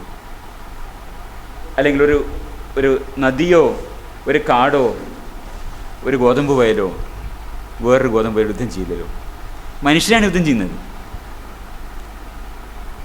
യുനെസ്കോവിൻ്റെ ഒരു മോട്ടോ ആണിത്. Since wars begin in the minds of men, it is in the minds of men that the defence of peace must be constructed. ജ്ഞാനോദയ മാനവികതയുടെ എക്സ്പ്രഷനാണ് ഈ അന്താരാഷ്ട്ര മനുഷ്യാവകാശ പ്രഖ്യാപനവും UN ഒക്കെ തന്നെ. ഇതൊരു തിരിച്ചറിവാണ്. മനുഷ്യരുടെ മനസ്സിലാണ് യുദ്ധങ്ങൾ നടക്കുന്നത് എന്നുള്ളത്. മനസ്ഥിതിയാണ് യുദ്ധങ്ങൾ മാറണമെങ്കിൽ മനസ്ഥിതി മാറേണ്ടതുണ്ടെന്നുള്ളത്. ഇത് വൈലോപ്പിള്ളിയുടെ ഒരു കവിതയാണ്. വൈലോപ്പിള്ളി എനിക്ക് ഏറ്റവും ഇഷ്ടപ്പെട്ട കവിയാണ്. മാനവികതയെക്കുറിച്ച് ഇത്ര എഴുതിയിട്ടുള്ള കവിയില്ല. എന്തുകൊണ്ട് ഇദ്ദേഹത്തിൻ്റെ തന്നെ ഒരു കവിത ഞാൻ തിരഞ്ഞെടുക്കുന്നു? നമ്മളുടെ ഇടയിൽ പോലും എത്രത്തോളം അഗാധമായാണ് ഈ പരമ്പരാഗത സമൂഹത്തിൻ്റെ മൂല്യബോധങ്ങൾ ആഴ്ന്നിരിക്കുന്നതെന്ന് കാണിക്കാൻ വേണ്ടിയാണ്. കാൽപ്പനികമായ ദേശീയത, കാൽപ്പനികമായ ഉദ്യോഗസ്ഥത, ഇത് രണ്ടും പരസ്പരം പോഷിപ്പിക്കുന്നതാണ്. ഉണ്ണികൾ എന്നാണ് വൈലോപ്പിള്ളിയുടെ കവിത. അത് കുറച്ച് ചെറിയൊരു ഭാഗമാണ്. അതിൻ്റെ ഒരു സബ് ഹെഡിങ്, അതിൻ്റെ അടിയിൽ ഒരു നോട്ടായിട്ട് അത് എഴുതിയിട്ടുണ്ട്. ചൈനയുടെയും പാകിസ്ഥാൻ്റെയും അതിർത്തി സന്നാഹങ്ങൾ കണ്ടിട്ടെന്നാണ്. ഈ ചൈനീസ് വാറൊക്കെ നടക്കുന്ന ആ കാലത്ത് എഴുതിയിട്ടുള്ളൊരു കവിതയാണ്. അപ്പോൾ അതിൽ പറയാണ്, പ്രാക്തനമിഗേഹം മുറ്റും പടകുടിയായി ചമയട്ടെ, ബന്ധുരമാം സംസ്കാരത്തിന് ബലമാണേകാലംബം. ഇതാണ് ഇന്നും ആവർത്തിക്കപ്പെടുന്നത്. ഇന്ത്യൻ സംസ്കാരത്തെ രക്ഷിക്കാൻ കച്ചകെട്ടി ഇറങ്ങിയിരിക്കുന്നവർ ബലത്തെയാണ് ആശ്രയിക്കുന്നതല്ല. ബലമാണേകാലംബം. പ്രാക്തനമിഗേഹം മുറ്റും പടകുടിയായി ചമയട്ടെ എന്നാണ്. പടക്കുള്ള ബന്ധുരമാം സംസ്കാരത്തിന് ബലമാണേകാലംബം. വീണു തുരുമ്പിച്ചു കിടപ്പൂ വീട്ടിലെ നിലവറയിങ്കൽ, വീരതയോടെ പൂർവികരേന്തിയ വില്ലും വേലും വാളും. ആയുധമേന്തിയിടുക പഴയവയാണവ, എന്നാലെന്തേ ആയുധമല്ലല്ലോ വെല്ലുവത് ആളുകൾ തൻ ദൃഢചിത്തം. ദാവീദിൻ കവണക്കല്ലിൽ താവിയിടുന്നു വജ്രം. 1962 നമ്മുടെ വളരെ മോശമായിരുന്ന നമ്മുടെ ആർമിയുടെ നില വളരെ മോശമായിരുന്നു എന്നറിയാം. അന്ന് അത്രയൊന്നും നമ്മൾ പ്രിപ്പയർഡ് അല്ല. ആ സമയത്ത് നമ്മുടെ ആൾക്കാർ പറഞ്ഞത് ഇതാണ്, ആയുധമല്ലല്ലോ വെല്ലുവത് ആളുകൾ തൻ ദൃഢചിത്തം. ഇതൊക്കെ പറയാനേ ഉള്ളൂ. ഇതാണ് യുദ്ധോത്സുകത എന്ന് പറഞ്ഞത്, കാൽപ്പനികമായ യുദ്ധോത്സുകത. ആയുധമേന്തിയിടുവിനൊന്നിച്ച് അലറുവിൻ ആഴികണക്കെ, നടവഴിയിൽ തൂണിൽ കൊത്തിയ 4 മഹാസിംഹങ്ങൾ അലറട്ടെ നിങ്ങളോടൊന്നിച്ചരികൾ നടുങ്ങും വണ്ണം. അതൊക്കെയാണ് അതിൻ്റെ ഒരു വൈപരീത്യം. നടവഴിയിൽ തൂണിൽ കൊത്തിയ 4 മഹാസിംഹങ്ങൾ ഏതാണ്? നമ്മുടെ അശോകൻ്റെ പില്ലറിലുള്ള 4, നമ്മുടെ ദേശീയ ചിഹ്നത്തിലെ 4 സിംഹങ്ങളാണ് പറയുന്നത്. ബുദ്ധമതത്തിൻ്റെ എൻലൈറ്റൻമെൻറ്റ്, തിരിച്ചറിവിൻ്റെ ബോധോദയത്തിൻ്റെ തന്നെ ഒരു തരത്തിൽ, ഇന്ത്യൻ ജ്ഞാനോദയത്തിൻ്റെ തന്നെ ഒരർത്ഥത്തിൽ പ്രതിനിധീകരിക്കുന്ന അക്രമരാഹിത്യത്തിൻ്റെയും തിരിച്ചറിവിൻ്റെ ഒക്കെ പ്രതിനിധിയായ ബുദ്ധൻ്റെ ബുദ്ധമതത്തിൻ്റെ ഇമേജാണിത്.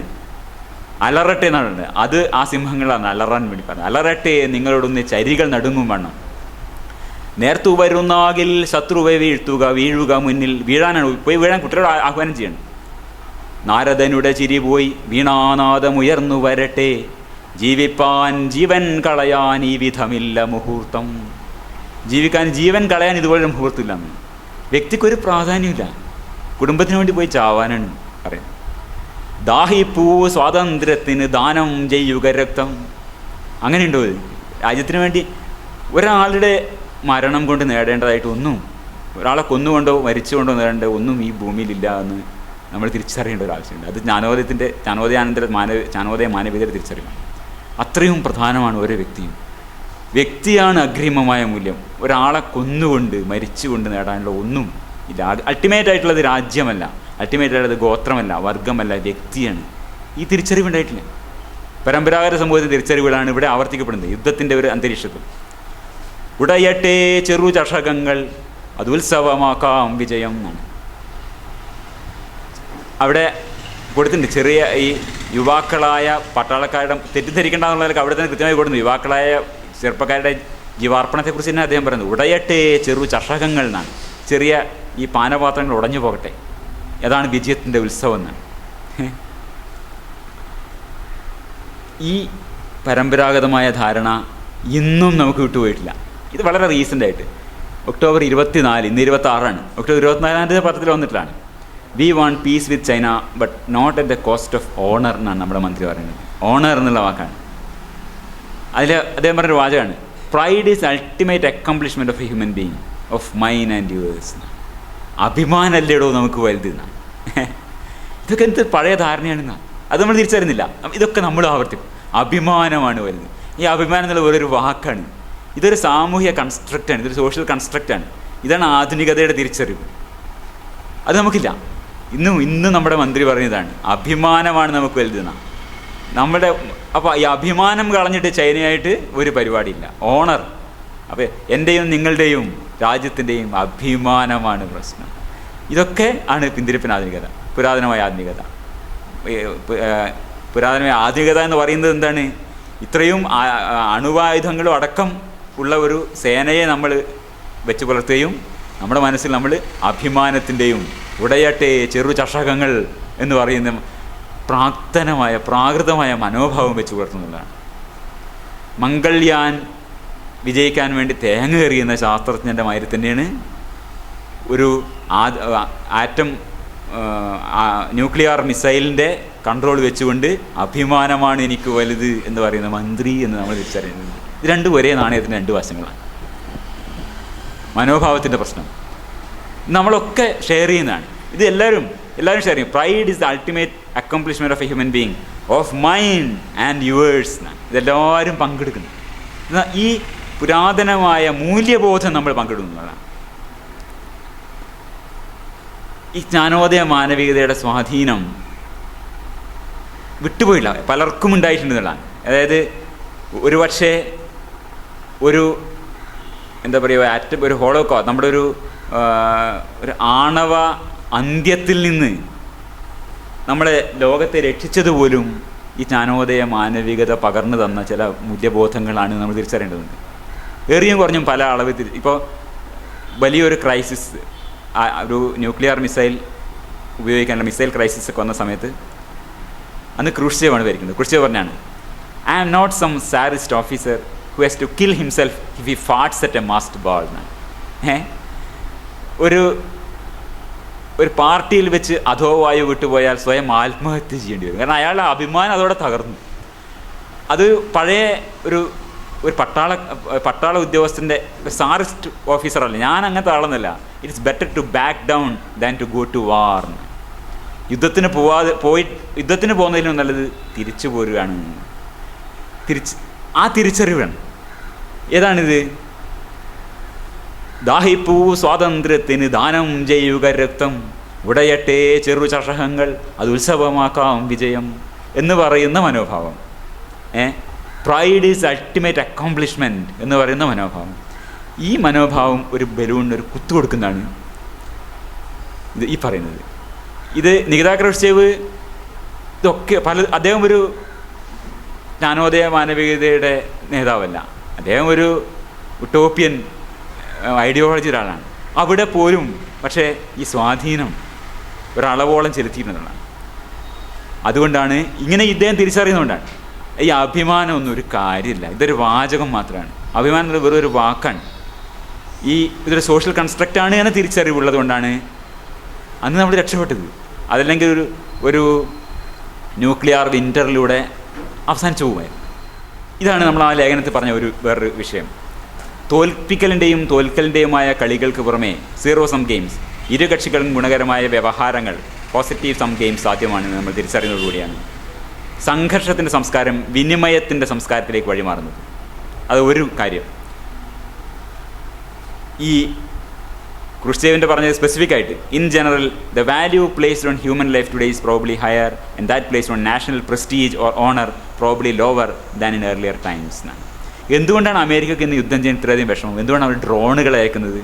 അമേരിക്കയിലെ ജനങ്ങൾ അവരുടെ പട്ടാളക്കാർ മരിക്കുന്നത് നിസ്സംഗമായി കണ്ടിരിക്കില്ല. അഭിമാനം എന്ന് പറഞ്ഞിട്ട് അവർ സഹിക്കാത്ത അവസ്ഥ ഇന്ന് വന്നിട്ടുണ്ട് അവിടെ, ഇത്രയും കാലത്തെ ജനാധിപത്യം കൊണ്ട്.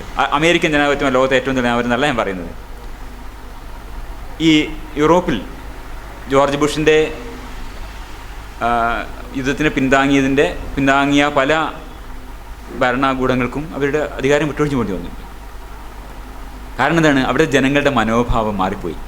ജീവിപ്പാൻ ജീവൻ കളയാൻ ഈ വിധമില്ല മുഹൂർത്തം, ദാഹിപ്പൂവ് സ്വാതന്ത്ര്യത്തിന് ദാനം ചെയ്യുക രക്തം, ഉടയട്ടെ ചെറുചഷകങ്ങൾ അതുത്സവമാക്കാം വിജയം എന്ന് പറയുന്നൊരു ജനതതി അവിടെ ഇല്ല എന്നുള്ളതാണ് നമ്മൾ പറഞ്ഞു വരുന്നത്.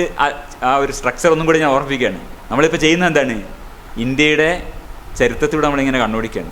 21 കൊല്ലത്തിനിടയിൽ 4 യുദ്ധങ്ങൾ ചെയ്തതാണ് നമ്മളെന്ന് പറയുന്നതാണ്. അതിൻ്റെ പിന്നിലുള്ള മനോഭാവത്തെക്കുറിച്ചാണ് നമ്മൾ പോകുന്നത്. മനോഭാവത്തെ കറക്റ്റ് ചെയ്യേണ്ടതെന്ന് പറയാൻ വേണ്ടിയാണ് പറയുന്നത്. ഞാൻ വീണ്ടും വീണ്ടും ഓർമ്മിപ്പിക്കുന്നതാണ്. എന്തിനാണ് യുദ്ധങ്ങൾ നടക്കുന്നത്? 3 കാരണങ്ങൾ കൊണ്ടാണ് പറയുന്നത്. Predation, preemption of predation, honour. 3 കാര്യങ്ങൾക്ക് വേണ്ടി യുദ്ധം. ഒന്ന്, നാം നമ്മുടേതെന്നും അവർ അവരുടേതെന്നും പറയുന്ന സ്ഥലങ്ങൾക്ക് വേണ്ടിയുള്ള യുദ്ധങ്ങളാണ്. അത് കയറി വരാൻ പുല്ലുപോലും വളക്കാത്ത സ്ഥലങ്ങളായിരിക്കും, പക്ഷേ ആ സ്ഥലത്തിന് വേണ്ടിയുള്ള യുദ്ധങ്ങൾ. ഇങ്ങനെ കയറി വരാതിരിക്കാൻ വേണ്ടിയുള്ള പ്രിയംറ്റീവായ യുദ്ധങ്ങൾ. പിന്നെ ഒന്ന് അഭിമാനം, ദേശത്തിൻ്റെ അഭിമാനം. ഈ യുദ്ധം എന്ന് പറയുമ്പോൾ രാജ്യങ്ങൾ തമ്മിൽ മാത്രമല്ല, ഇതേ യുദ്ധങ്ങൾ നമ്മുടെ ഇടയിൽ നടക്കുന്നുണ്ട്. ഗോത്രങ്ങൾ തമ്മിൽ നടക്കുന്നുണ്ട്, സംസ്ഥാനങ്ങൾ തമ്മിൽ നടക്കുന്നുണ്ട്, വെള്ളത്തിന് വേണ്ടി യുദ്ധങ്ങൾ. അപ്പോൾ പ്രിഡേഷൻ, വിഭവങ്ങൾക്ക് വേണ്ടിയുള്ള പ്രിഡേഷന് വേണ്ടിയുള്ള യുദ്ധങ്ങൾ, അത് അങ്ങനെ പ്രിഡേഷൻ നടക്കാതിരിക്കാൻ വേണ്ടിയുള്ള യുദ്ധങ്ങൾ, ഓണറിന് വേണ്ടിയുള്ള യുദ്ധങ്ങൾ. ഇതൊക്കെ ഇന്ന് അപ്രസക്തമായി കുറഞ്ഞു വരുന്നതുകൊണ്ടാണ് the decline of violence in history and its causes എന്ന വളരെ പ്രസിദ്ധമായ സ്റ്റീവൻ പിങ്കറിൻ്റെ പുസ്തകത്തിൽ വളരെ വിശദമായി ഈ വിഷയങ്ങൾ പറയുന്നു. ഇതൊക്കെ ഇന്ന് അപ്രസക്തമാവുകയാണ്. ജ്ഞാനോദയ മാനവികതയുടെ വ്യാപനത്തോടുകൂടി. അതിൻ്റെ ഒരു പ്രധാന കാരണം അതാണ്. ലോകമെങ്ങും കഴിഞ്ഞ കുറേ വർഷങ്ങളായി യുദ്ധങ്ങൾ കുറഞ്ഞു വരുന്നതിൻ്റെ കാരണം എന്താണ്? ഇതൊക്കെ അപ്രസക്തമാണെന്ന് ആൾക്കാർക്ക് ബോധ്യം വരുന്നതുകൊണ്ടാണ്. ലിബറൽ ജനാധിപത്യത്തിൻ്റെ പാരമ്പര്യം കൂടുതൽ രാജ്യങ്ങളിൽ വ്യാപിക്കുന്നുണ്ട്. പക്ഷേ അതങ്ങനെ നടന്നോളണമെന്നില്ല, തിരിച്ചും വരാം. ഇന്ത്യയിൽ സംഭവിക്കുന്നത് ഒരു വലിയ തിരിച്ചടിയാണ്. ഇന്ത്യയിൽ നിന്ന് സംഭവിച്ചത് മറ്റു രാജ്യങ്ങളിൽ പലതിലും മതപ്രസ്ഥാനങ്ങൾ വലിയ പോലെ തിരിച്ചു വരുന്നുണ്ട്. ഇതൊക്കെ ഭീഷണിയാണ്. ഇതൊന്നും തുറന്നോടണമെന്നല്ല പറയുന്നത്, പക്ഷേ ഇങ്ങനെയൊരു സാധ്യതയുണ്ട്. ഇതാണ് ഇന്ന് ഇന്ത്യ പാകിസ്ഥാൻ അതിർത്തിയുടെ അവസ്ഥ. ജർമ്മനിയുടെയും ഫ്രാൻസിൻ്റെയും അതിർത്തി, നെതർലാൻഡ്സിൻ്റെയും ബെൽജിയത്തിൻ്റെ അതിർത്തി. ഈ വരയുടെ ഇപ്പുറം ഒരു നെതർലാൻഡ്സ്, ഇവിടെ ബെൽജിയം എന്നാണ്. ഇതിനകത്ത് നെതർലാൻഡ്സിലും ബെൽജിയത്തിലും വൈകുന്നേരം രാത്രികളിൽ കട പൂട്ടാനൊരു പ്രത്യേക സമയമുണ്ട്. ഇന്ന സമയത്ത് പൂട്ടിക്കൊള്ളണം എന്ന് നിയമമുണ്ട്. ഇന്ന് രാത്രി 8 മണിയാകണ്ടാണ്. അപ്പോൾ ഈ ഹോട്ടലിൻ്റെ നടുവിലൂടെയാണ് ഈ കടന്നു പോകുന്നത്. അപ്പോൾ കുറച്ച് കസേര ഇപ്പുറത്തുണ്ടാവും. അപ്പോൾ ആ സമയമാകുമ്പോൾ ബെൽജിയത്തിലിരിക്കുന്ന ആൾ പറയും ഇപ്പോൾ നെതർലാൻഡ്സിലേക്ക് മാറിയിരിക്കണം, കസേര ഒന്നും കൂടി മാറ്റിയിടണം, കാരണം അവിടെ പൂട്ടാറായി ആ രാജ്യത്ത്. ഇത്രയുമേ അതിർത്തികൾ പല ദിക്കിൽ നിന്നുള്ളൂ എന്നുള്ള. നമ്മുടെ അതിർത്തികളോ ഇങ്ങനെയാണ് ഇരിക്കുന്നത്. ഈ അതിർത്തികൾ നിലനിർത്താൻ വേണ്ടിയാണ് നമ്മുടെ ദേശീയ വരുമാനത്തിൻ്റെ വലിയൊരു പങ്കും ചിലവാക്കുന്നത്. ഇതൊരു പ്രശ്നമല്ലേ? ഇത് രാഷ്ട്രീയ പ്രശ്നമല്ലേ? ഇതെന്തിൻ്റെ പ്രശ്നമാണ്? മനസ്ഥിതിയുടെ പ്രശ്നമാണ്, വ്യവസ്ഥിതിയുടെ പ്രശ്നമല്ല. ഇതാണ് മാറേണ്ടത്. ഇതൊരു രാഷ്ട്രീയ പ്രവർത്തനമാണ്. ഈ മനസ്ഥിതി മാറുക എന്നതാണ് രാഷ്ട്രീയ പ്രവർത്തനം. എന്നാൽ മാത്രമേ ഈ പ്രശ്നങ്ങളൊക്കെ മാറും. ജർമ്മനിയും ഫ്രാൻസിൻ്റെ അതിർത്തി അവിടെ വരച്ച് വെച്ചാലേ നമ്മൾ അറിയുള്ളൂ, അല്ലെങ്കിൽ ആ റോഡിൽ അറിയില്ല. അതുകൊണ്ട് ഒരു വര വരച്ച് വെച്ചിരിക്കുക അവിടെ. നേരത്തെ ക്രൂഷ്ചേവിൻ്റെ കാര്യത്തിൽ നമ്മൾ കണ്ട പോലെ ജ്ഞാനോദയ മാനവികതയുടെ സ്വാധീനം പല രാജ്യങ്ങളിൽ നിന്നുണ്ട്. ചൈനയിൽ പോലും ഏറ്റവും കുറഞ്ഞ ജ്ഞാനോദയ മാനവികത സ്വാധീനം ഏറ്റവും കുറഞ്ഞ രാജ്യങ്ങളിൽ ഒന്നാണ് ചൈന എന്ന് വേണമെങ്കിൽ പറയാം. അവിടെ പോലും നാഥുല പാസിൻ്റെ മുകളിലുള്ള ബോർഡ് എന്താണെന്ന് അറിയോ? നാഥുല ബിസിനസ് ചാനൽ എന്നാണ്. ഇതാണ് നമ്മൾ നേരത്തെ പറഞ്ഞത്. മറ്റുള്ള മനുഷ്യരെ ഈ പ്രിഡേഷൻ മാത്രമല്ല, അതായത് അവൻ്റെ സ്ഥലം കുറിച്ചിട്ട് മാന്തിയും എടുക്കുക. നാട്ടിലുണ്ടാകുന്ന പ്രധാന കലഹങ്ങളൊക്കെ അതിർത്തി തർക്കങ്ങളാണ്. അവിടെ അതിർത്തി ഇത്ര മാന്തി, മറ്റവൻ ഇത്ര മാന്തി. ഒരു അടികൊണ്ട് കൈവട്ടിയൊരു സ്ത്രീ കഴിഞ്ഞ മാസം എൻ്റെ അടുത്ത് വന്നിട്ടായിരുന്നു. അപ്പോൾ അവരോടിങ്ങനെ സംസാരിക്കുക, എന്താ സംഭവം. അപ്പോൾ ഒരു അതിർത്തി തർക്കമാണ് പ്രശ്നം. ഒരു സ്ഥലം, ആരുടെ സ്ഥലമാണ്? എൻ്റെ സ്ഥലമാണ്, 40 സെൻറ്റ് ഉണ്ട്. മറ്റേ ആൾക്ക് അപ്പോൾ ആരായിട്ടാണ്? കുടുംബത്തിൻ്റെ ആളായില്ലേ തർക്കം. കുടുംബത്തിലെ ഇവരുടെ ആരോ ഒരു ബന്ധു, ഒരു ഭാര്യയുടെ അമ്മായിയോ അങ്ങനെ ആരോ ഇവർക്ക് തന്നെ കൊടുത്ത സ്ഥലമാണ്. അതാ തമാശ. ഇവർക്കൊരു കാലത്ത് ഇഷ്ടദാനം എഴുതി കൊടുത്ത സ്ഥലമാണ്. അപ്പോൾ ഏതോ ഒരു സമയത്ത് ഇവർ അതിൽ അവകാശം ഉന്നയിക്കുകയാണ്. അപ്പോൾ അവർക്ക് സ്ഥലമുണ്ട്, അവർക്ക് 4 സെൻറ്റ് വേറുണ്ട്. ഇവർക്ക് 40 സെൻറ്റ് ഇതേ കൊടുത്തയാൾ എന്തോ പ്രശ്നം വന്നപ്പോൾ അതിൽ എൻ്റെ കയ്യിൽ 25 സെൻറ്റ് എൻ്റെതാണെന്ന് എന്തോ ഉന്നയിച്ചു. അപ്പോൾ ഇവർ പോയി അവിടെ വേലി കെട്ടി വാക്കത്തിയായിട്ട് പോയി അടി കൊണ്ട് കൈവട്ടി. ഞാനൊരു ടിപ്പിക്കൽ കഥ പറയുന്നതെന്ന് വെച്ചാൽ നാട്ടിൽ നടക്കുന്ന സംഘർഷങ്ങളുടെ ഒക്കെ ഒരു പ്രധാനമായിട്ടുള്ള ഒരു അവസ്ഥ ഇതാണ്. ഈ വിഭവങ്ങൾക്ക് വേണ്ടിയിട്ടുള്ള പ്രിഡേഷനാണ്. അതിൽ വേറൊരു ന്യായം നോക്കണില്ല. ഇത് എനിക്ക് ഇവരെന്നെ തന്നതാണെന്നോ ഒരു ന്യായബോധം വരെ അലട്ടുന്നതേ ഇല്ല. അങ്ങനെയൊക്കെ പറഞ്ഞാൽ പറ്റുമോ ഡോക്ടറെ എന്ന്. അപ്പോൾ ഞാൻ വെറുതെ ചോദിച്ചു, അല്ലെ നിങ്ങൾക്ക് ഇവരെന്നെ തന്നൊരു സ്വത്തല്ലേ ഇത്? അപ്പോൾ അവർ ചോദിക്കുമ്പോൾ അതിലൊരു ന്യായമല്ലേ? അങ്ങനെയൊക്കെ നോക്കിയാൽ പറ്റുമോ ഡോക്ടറെ? അപ്പോൾ ഞാൻ പറഞ്ഞു തന്നത്, വ്യക്തികൾ തമ്മിലുള്ള സംഘർഷങ്ങൾ പോലും പുരാതനമായ ഒരു മാനസികാവസ്ഥ, പ്രിഡേഷൻ. മറ്റവൻ്റെ സ്വത്ത് ഇങ്ങനെ പിടിച്ചടക്കിയാലേ എനിക്കെന്തെങ്കിലും ഉണ്ടാവൂ. ഇതൊന്ന് പോണ്ടതുണ്ട്. ഈ ഒരു മനോഭാവം നമ്മളുടെ നിന്ന് പോണ്ടതുണ്ട്. പിടിച്ചടക്കുന്നല്ല, കൊടുക്കൽ വാങ്ങൽ, വിനിമയങ്ങളുടെ സംസ്കാരം. ഇത് രാജ്യങ്ങൾ തമ്മിൽ വരേണ്ടതുണ്ട്, മനുഷ്യർ തമ്മിൽ വരേണ്ടതുണ്ട്. ഓരോ വ്യക്തിയും ഓരോ ഗ്രൂപ്പും സമൂഹവും വിനിമയം ചെയ്യാനുള്ള ആൾക്കാരാണ്, പിടിച്ചടക്കാനുള്ള ആൾക്കാരല്ല എന്ന തിരിച്ചറിവാണ് ആധുനികതയുടെ തിരിച്ചറിവ്. അത് നമുക്കില്ല. ആ മനോഭാവം സ്വന്തം അതിർത്തി കാര്യത്തിലുമില്ല, രാജ്യത്തിൻ്റെ അതിർത്തി കാര്യത്തിലുമില്ല. അപ്പോൾ 1 ഇഞ്ച് പോലും വിട്ടുകൊടുക്കില്ല. അതാണ് നമ്മുടെ മന്ത്രി പറയുന്നത്. നമ്മുടെ മന്ത്രി പറയുന്നത് എന്താണ്? ഓണർ വിട്ടിട്ട് ഒരു കളിയില്ല, അഭിമാനത്തിൻ്റെ പേരിൽ വിട്ടുകൊടുക്കില്ല. വിട്ടുകൊടുക്കണമെന്ന് ഞാൻ പറഞ്ഞില്ല, ഞാൻ രാജ്യദ്രോഹിയായിട്ട് ഇനി കുലുമാലാവുണ്ട്. അപ്പോൾ ഇതാണ് നാഥുല പാസിന് അവരെഴുതിയിരിക്കുന്നത് നാഥുല ബിസിനസ് ചാനൽ എന്നാണ്. ചൈനക്ക് ആ ഒരു കാര്യം ചൈനക്ക് പിടിയിട്ടുണ്ട്. ബാക്കിയൊക്കെ അവർ ഇതാക്കിയാലും അവിടെ ഇപ്പോൾ പ്രായപൂർത്തി വോട്ടവകാശം വരെ ഇല്ലാത്ത രാജ്യമാണ് ചൈന. അവിടെ ഹോങ്കോങ്ങിൽ ഇപ്പം അവർ പറയുന്നത് പ്രായപൂർത്തി വോട്ടവകാശം തരണം എന്നാണ്. റൈറ്റ് ഫോർ യൂണിവേഴ്സൽ സഫറേജ് ആണ് അവിടെ ഹോങ്കോങ്ങിൽ ഇപ്പോൾ നടക്കുന്ന സമരം. പ്രായപൂർത്തി വോട്ടവകാശം നമുക്ക് ജ്ഞാനോദയ മാനവികത അംബേദ്കറിൻ്റെ കാലത്ത് നമുക്ക് കിട്ടിയതാണ്. നമുക്ക് അതിൻ്റെ വില അറിയുന്നില്ല. ഇതിനു വേണ്ടി മനുഷ്യ യുദ്ധം ചെയ്യാണ് ചൈനയിൽ, ഹോങ്കോങ്ങിൽ. അവിടെ പോലും ജ്ഞാനോദയ മാനവികതയുടെ സ്വാധീനം കുറച്ച് വന്നിട്ടുണ്ട്. അവർക്ക് മനസ്സിലായിട്ടുണ്ട് ഇതല്ല അതിൻ്റെ രീതി. ഇത് ഇങ്ങനെ വെട്ടിപ്പിടുത്തം മാത്രമല്ല, വിനിമയങ്ങളുടെ ഒരു സംസ്കാരമുണ്ടെന്ന് അവർക്ക് പോലും കുറച്ച് ബോധ്യമാണ്. അതുകൊണ്ടാണ് Nathula border for India China border, four China India border Nathula business channel എന്ന് എഴുതി വെച്ചത്.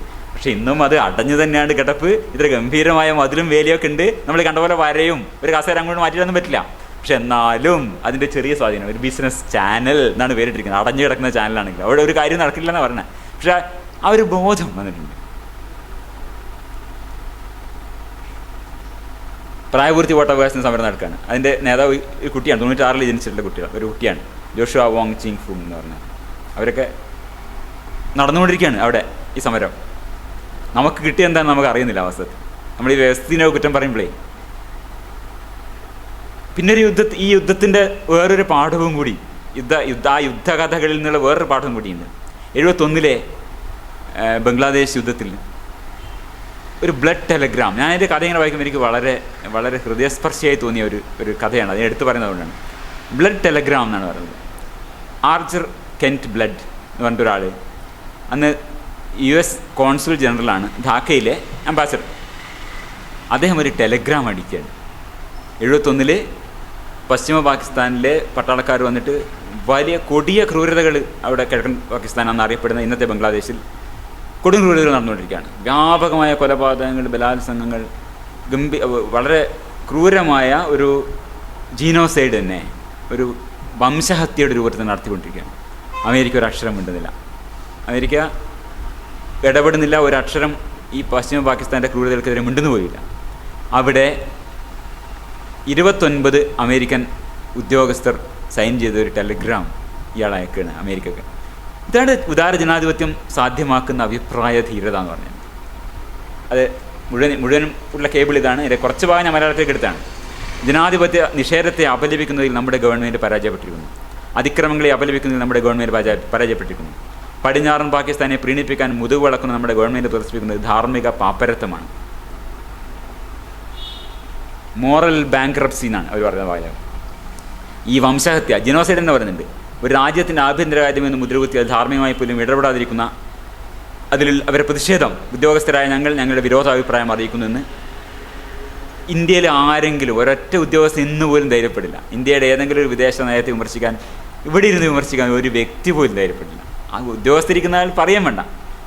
ശ്രീപത്മനാഭൻ്റെ ചക്രമായി കൊണ്ട് ഒരു അക്ഷരം മിണ്ടാൻ ആരുമില്ല. അത് ഒരു ഉദ്യോഗസ്ഥൻ ഗവൺമെൻറ് ഒരു നയങ്ങൾക്കെതിരെ പറ്റില്ല. പ്രത്യേകിച്ചും ഇതുപോലുള്ള യുദ്ധം നടക്കുന്ന സ്ഥലത്ത് അതിൻ്റെ വിദേശ നയത്തിനെതിരെ പറയാൻ അവിടെ ഇരുന്നുകൊണ്ട് ആരും ധൈര്യപ്പെടില്ല. ഇത് സാധ്യമാക്കുന്നത് ഒരളവോളം ഉദാര ജനാധിപത്യത്തിൻ്റെ പാരമ്പര്യം വേര് പിടിച്ചൊരു സമൂഹമാണ് അമേരിക്ക എന്നുള്ളതുകൊണ്ടാണ്. ഇനി നമുക്ക് അടുത്ത 75 പോവാം. അതുവരെ നമ്മളെത്തി. ഇന്ദിരാഗാന്ധിയുടെ, ഞാൻ ഉദ്ദേശിച്ചും കൂടെ സമയമെടുക്കുന്നതാണ് തോന്നുന്നത്, ഇന്ദിരാഗാന്ധിയുടെ അടിയന്തരാവസ്ഥ. നമ്മൾ ചെറിയ കുട്ടികളാണ് ആ കാലത്ത്. ഫോട്ടോന് മുന്നിൽ ചെന്ന് എല്ലാവരും ഇങ്ങനെ തൊഴുകയാണ്. ഇതെന്തുകൊണ്ടാണ് സാധിക്കുന്നത്? എന്തുകൊണ്ടാണ് ഒരു ഏകാധിപതിയെ നമ്മൾ ആഗ്രഹിക്കുന്നത്?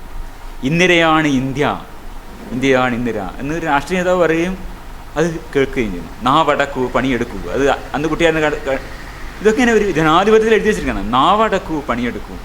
ഇത് എഴുതി വെച്ചിട്ട് ഇത് കണ്ടിട്ട് മിണ്ടാതിരുന്നു നമ്മൾ. കേരളത്തിൽ അടുത്ത ഇലക്ഷന് വലിയൊരു ഭൂരിപക്ഷത്തോടെയാണ് ജയിച്ചു വന്നത്. അത് ചെറിയ പാകപ്പിഴ കൊണ്ട് മാത്രമാണ് അന്ന് ഇന്ദിരാഗാന്ധി തോറ്റു പോകുന്നത്. ഇന്ദിരാവസ്ഥ കൊണ്ടല്ല, പക്ഷേ വേറെ ചില കാരണങ്ങൾ കൊണ്ട് തോറ്റു പോവുകയാണ്. കേരളത്തിൽ പോലെ പ്രബുദ്ധമായി എന്ന് പറയുന്ന സ്ഥലത്ത് ഗംഭീര വിജയം ഉണ്ടായത്. അപ്പോൾ എന്തുകൊണ്ടാണ് സാധിക്കുന്നത്?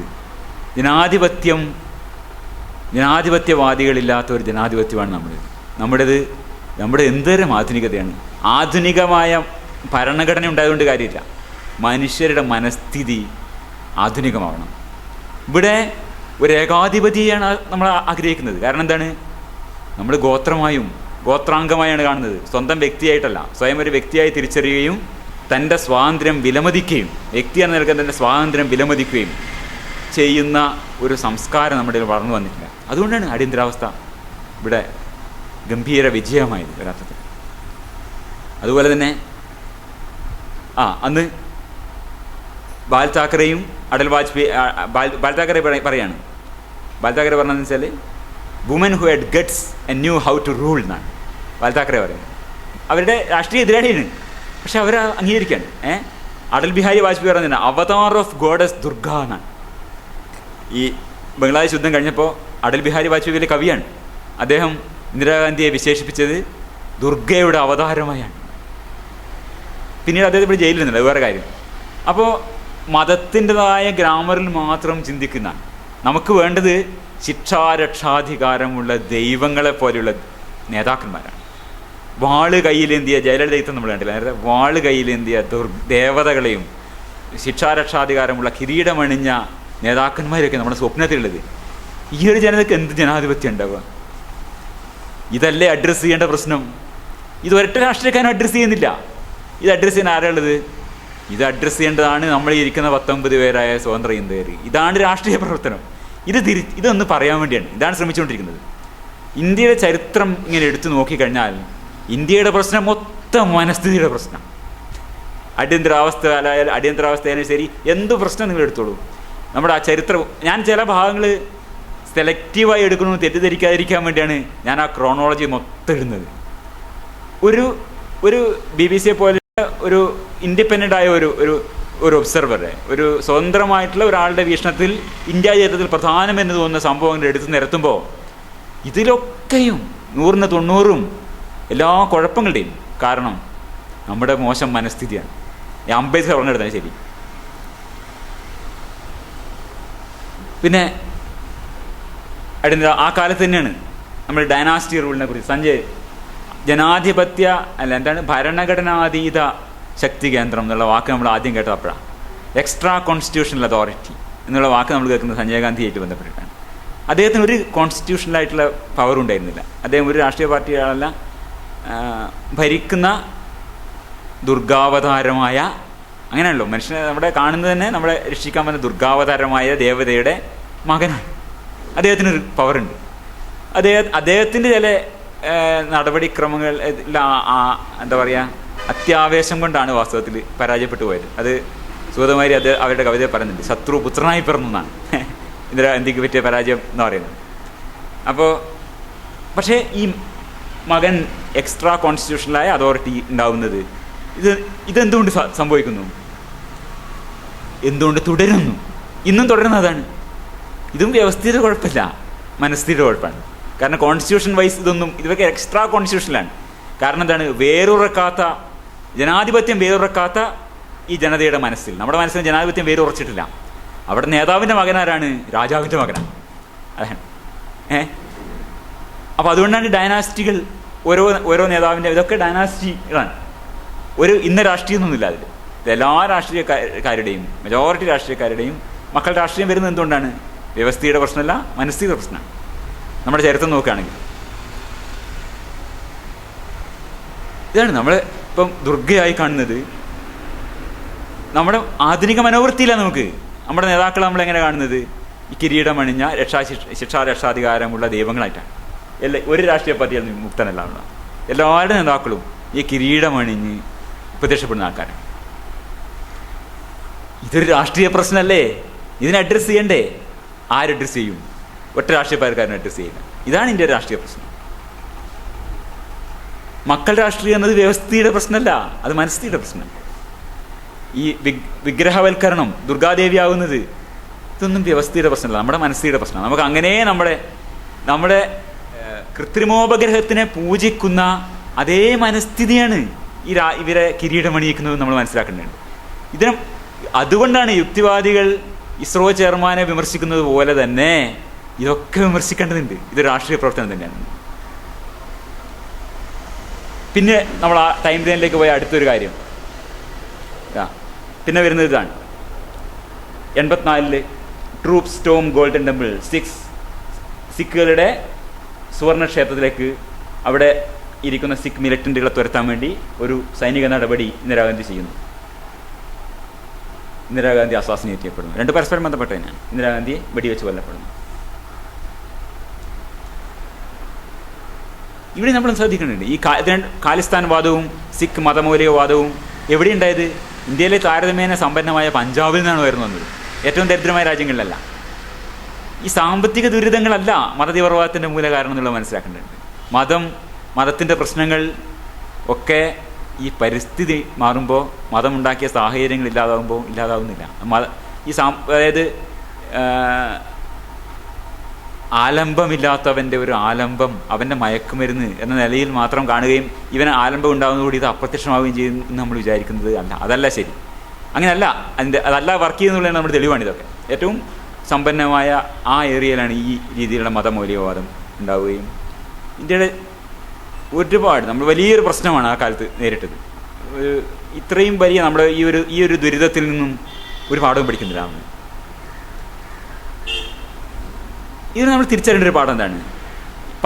ഇത് അമർത്യ സെൻ പറയുന്നതാണ്. ഈ നമ്മുടെ ഐഡൻറ്റിറ്റിയെ കുറിച്ച്, നമ്മുടെ സ്വത്വബോധം എന്നത്, അവർ ധനികരാണ്, അവരുമാതിരി ഈ ഭേദപ്പെട്ട സാമ്പത്തിക സ്ഥിതിയുള്ള പഞ്ചാബിലെ ആൾക്കാർ, അവർ സ്വയം സിഖാണ്. സിഖ് സ്വത്വത്തിലേക്ക് തിരിച്ചു പോവുകയാണ്. സിഖ് സ്വത്വബോധം നിലനിർത്തുകയാണ്. ഇത് നമ്മുടെ കേരളത്തിലും ഇങ്ങനെയുള്ള സ്വത്വബോധങ്ങൾ വരുന്നുണ്ട്. നമ്മുടെ സാമ്പത്തിക സ്ഥിതി മെച്ചപ്പെടുന്നതിനനുസരിച്ചിട്ട് സ്വത്വബോധങ്ങൾ കൂടുതൽ ഊർജിതപ്പെടുന്നതല്ലാതെ ഇല്ലാതാവുന്നതല്ല നമ്മൾ കാണുന്നത്. അപ്പോൾ ഈ സത്വബോധങ്ങൾ, അവനവൻ്റെ സ്വത്വം എന്നത് ഇസ്ലാമിക് സ്വത്വമോ ഹിന്ദു സ്വത്വമോ അല്ലെങ്കിൽ സിഖ് സ്വത്വമായ മതസ്വത്വം എന്ന ഏക ഐഡൻറ്റിറ്റി അല്ല എന്ന തിരിച്ചറിവ്. ഇതാണ് അമർത്യ സെൻ പറഞ്ഞൊരു കാര്യം. Understanding of the multiplicity of our identities എന്നാണ്. നമ്മുടെ ഐഡൻറ്റിറ്റികൾ, നമ്മുടെ സ്വത്വം എന്നത് മൾട്ടിപ്പിളാണ് എന്നത്, സ്വത്വബോധം എന്നത് മൾട്ടിപ്ലിസിറ്റി ഓഫ് അവർ ഐഡൻറ്റിറ്റീസ്. ഈ തിരിച്ചറിവ്, അതായത് അങ്ങനെ തിരിച്ചറിയുന്നവരെ ഒരൊറ്റ സ്വത്വബോധത്തിൻ്റെ അടിസ്ഥാനത്തിൽ സംഘടിപ്പിക്കാൻ സാധ്യമല്ല. അങ്ങനെ ഒരൊറ്റ സ്വത്വബോധത്തിൻ്റെ അടിസ്ഥാനത്തിൽ സംഘടിപ്പിക്കപ്പെടുന്നതുകൊണ്ടാണ് ഖാലിസ്ഥാൻ മത തീവ്രവാദം ഉണ്ടാകുന്നത്. അവരും ഷഹീദുകളാണ്. ഞാൻ നേരത്തെ പറഞ്ഞിട്ടുള്ള പോലെ ഈ വെടിവെച്ച് കൊന്ന ബിയാൻ സിംഗ് അവരൊക്കെ രക്തസാക്ഷികളായാണ് കൊണ്ടാടപ്പെടുന്നത്. ഇവിടെ മാത്രമല്ല, ഇന്ത്യയിൽ അത്ര പരസ്യമായി അല്ലെങ്കിലും പുറത്തൊക്കെ വളരെ പരസ്യമായി തന്നെ കൊണ്ടാടുന്നുണ്ട്. എവിടെയൊക്കെ സിഖുകാരുണ്ടോ അവിടെയൊക്കെ ഇവരെ ധീര രക്തസാക്ഷികളായി കൊണ്ടാടുന്നുണ്ട്. അപ്പോൾ ഈ തരത്തിലുള്ള ഏക സത്വബോധത്തിൻ്റെ അടിസ്ഥാനത്തിൽ അക്രമങ്ങൾ സംഘടിക്കുന്നത് എന്തുകൊണ്ടാണ്? നമ്മുടെ മനസ്ഥിതിയുടെ പ്രശ്നമാണ്, തിരിച്ചറിവില്ല. നമ്മുടെ സ്വത്വബോധം എന്നത് വ്യത്യസ്തമായ ഒട്ടനേക സ്വത്വങ്ങൾ ഉൾക്കൊള്ളുന്നതാണ്. ഞാനൊരു ഹിന്ദുവോ ഞാനൊരു ഇസ്ലാമോ ഒരു സിഖോ ആണ് എന്നുള്ള തിരിച്ചറിവ് അപ്രസക്തമാണ് എന്ന ആധുനിക ബോധം ഇല്ലാത്തതുകൊണ്ടാണ് ഇതൊക്കെ ഉണ്ടായത്. ഇത് രാഷ്ട്രീയ പ്രശ്നം. ഈ സത്വബോധത്തിൻ്റെ അപനിർമ്മിതി എന്നത്, ഈ മതസ്വത്വബോധം ഇല്ലാതാവുക എന്നത് അതിപ്രധാനമാണ്. ഇതേ സ്വത്വബോധത്തിൻ്റെ പ്രശ്നമാണ് അടുത്ത പോയിന്റ് നമുക്ക് കാണാം. 87 മുതൽ 90 വരെ ഉള്ള കാലത്ത്, 87 മുതൽ 90 വരെയുള്ള Indian peace keeping force, Indian peace keeping force ശ്രീലങ്കയിൽ നടത്തിയ ഇടപെടലുകൾ അത് വലിയൊരു പ്രശ്നമായി മാറി. രാജീവ് ഗാന്ധിയുടെ എങ്ങനെയാണോ ഇപ്പോൾ ഖാലിസ്ഥാൻ സ്വത്വബോധം എന്നത് ഇന്ദിരാഗാന്ധിയുടെ മരണത്തിലേക്ക് നയിച്ചത്, അതുപോലെയാണ് ഈഴം എന്ന സ്വത്വബോധം രാജീവ് ഗാന്ധിയുടെ മരണത്തിലേക്ക് നയിക്കുന്നത്. ഇന്ത്യയുടെ ചരിത്രത്തിൻ്റെ ചില നാഴികക്കല്ലുകൾ എടുത്തു നോക്കുമ്പോൾ, സ്വതന്ത്ര ഇന്ത്യയുടെ ചരിത്ര നാഴികക്കല്ലുകൾ എടുത്തു നോക്കുമ്പോൾ ഇതൊക്കെയാണ് നമ്മുടെ ചരിത്രത്തിൽ നിർണ്ണയിച്ചിട്ടുള്ളത്. ഇതിൻ്റെ ഏറ്റവും പ്രധാനമായ ഗതിവിഗതികൾ നിർണ്ണയിച്ചിട്ടുള്ളത്. ഖാലിസ്ഥാൻ മതസ്വത്വബോധം എന്നതുപോലെ ഈഴം തമിഴ് സ്വത്വബോധം എന്തുകൊണ്ട് നമ്മളവിടെ ഇടപെടേണ്ടി വന്നു? അത്രയും ശക്തമായ ഒരു സമ്മർദ്ദം ഉണ്ടായിരുന്നു. ഇത് കരുണാനിധി 86 പ്രസംഗിച്ചാണ്. അദ്ദേഹം അതിനെക്കുറിച്ച് പിന്നീട് രസത്തിൽ അനുസ്മരിച്ചാണ്. How the blood of Tamil Nadu was boiling and how the nerves of Tamil Nadu was shaking for the sake of Sri Lankan Tamil Nadu. Sri Lankan തമിഴർക്ക് വേണ്ടി തമിഴ്നാടിൻ്റെ ചോര തിളക്കുന്നു, തമിഴ്നാട്ടിലെ ആൾക്കാരുടെ ഞരമ്പുകൾ എന്താ പറയുക പ്രകമ്പനം കൊള്ളുന്നു എന്നാണ് കരുണാനിധി പറയുന്നത്. ഇതുപോലെയുള്ള ഇത് ഈ 86 നടന്ന മധുരയിൽ നടന്നൊരു സമ്മേളനത്തിൻ്റെ ഫോട്ടോ ആണിത്. ഈ അവരെ സപ്പോർട്ട് ചെയ്യണം, ഈളം LTT അന്നും മറ്റു സംഘടനകളുണ്ട്, പിന്നെയാണ് ഈ LTT മറ്റൊക്കെ അടിച്ചമർത്തുന്നത്. അവരെ സപ്പോർട്ട് ചെയ്യണമെന്ന് പറഞ്ഞുകൊണ്ട് നടന്നിട്ടുള്ള ശ്രീലങ്കൻ തമിഴ്നാട്ടിൽ നടന്നിട്ടുള്ള വലിയ ജനകീയമായ ആവശ്യത്തിൻ്റെ ഭാഗമായിട്ടും കൂടിയാണ് ഇന്ത്യക്കാർ ഇടപെടേണ്ടി വരുന്നത്. ഈ സത്വബോധം എന്നത് ഒരു പുരാതന സത്വബോധം. കരുണാനിധി രാമജന്മഭൂമി പ്രശ്നത്തിലും രാമസേതു പ്രശ്നത്തിലൊക്കെ പറഞ്ഞിട്ടുള്ളത് നമ്മൾ കേട്ടാൽ അമ്പരന്ന് പോയി. ഇങ്ങനെ ഇത് ധൈര്യമായിട്ട് പറയാൻ പറ്റുന്നു. ഈ രാമൻ ഏത് കോളേജിൽ എഞ്ചിനീയറിംഗ് പഠിച്ചത്? കരുണാനിധി ചോദിച്ചാണ്. രാമസേതു പ്രശ്നം വന്നപ്പോഴേ രാമൻ ഏത് കോളേജിൽ എഞ്ചിനീയറിംഗ് പഠിച്ചത്? അയാളെങ്ങനെ കേട്ടിരുന്നു?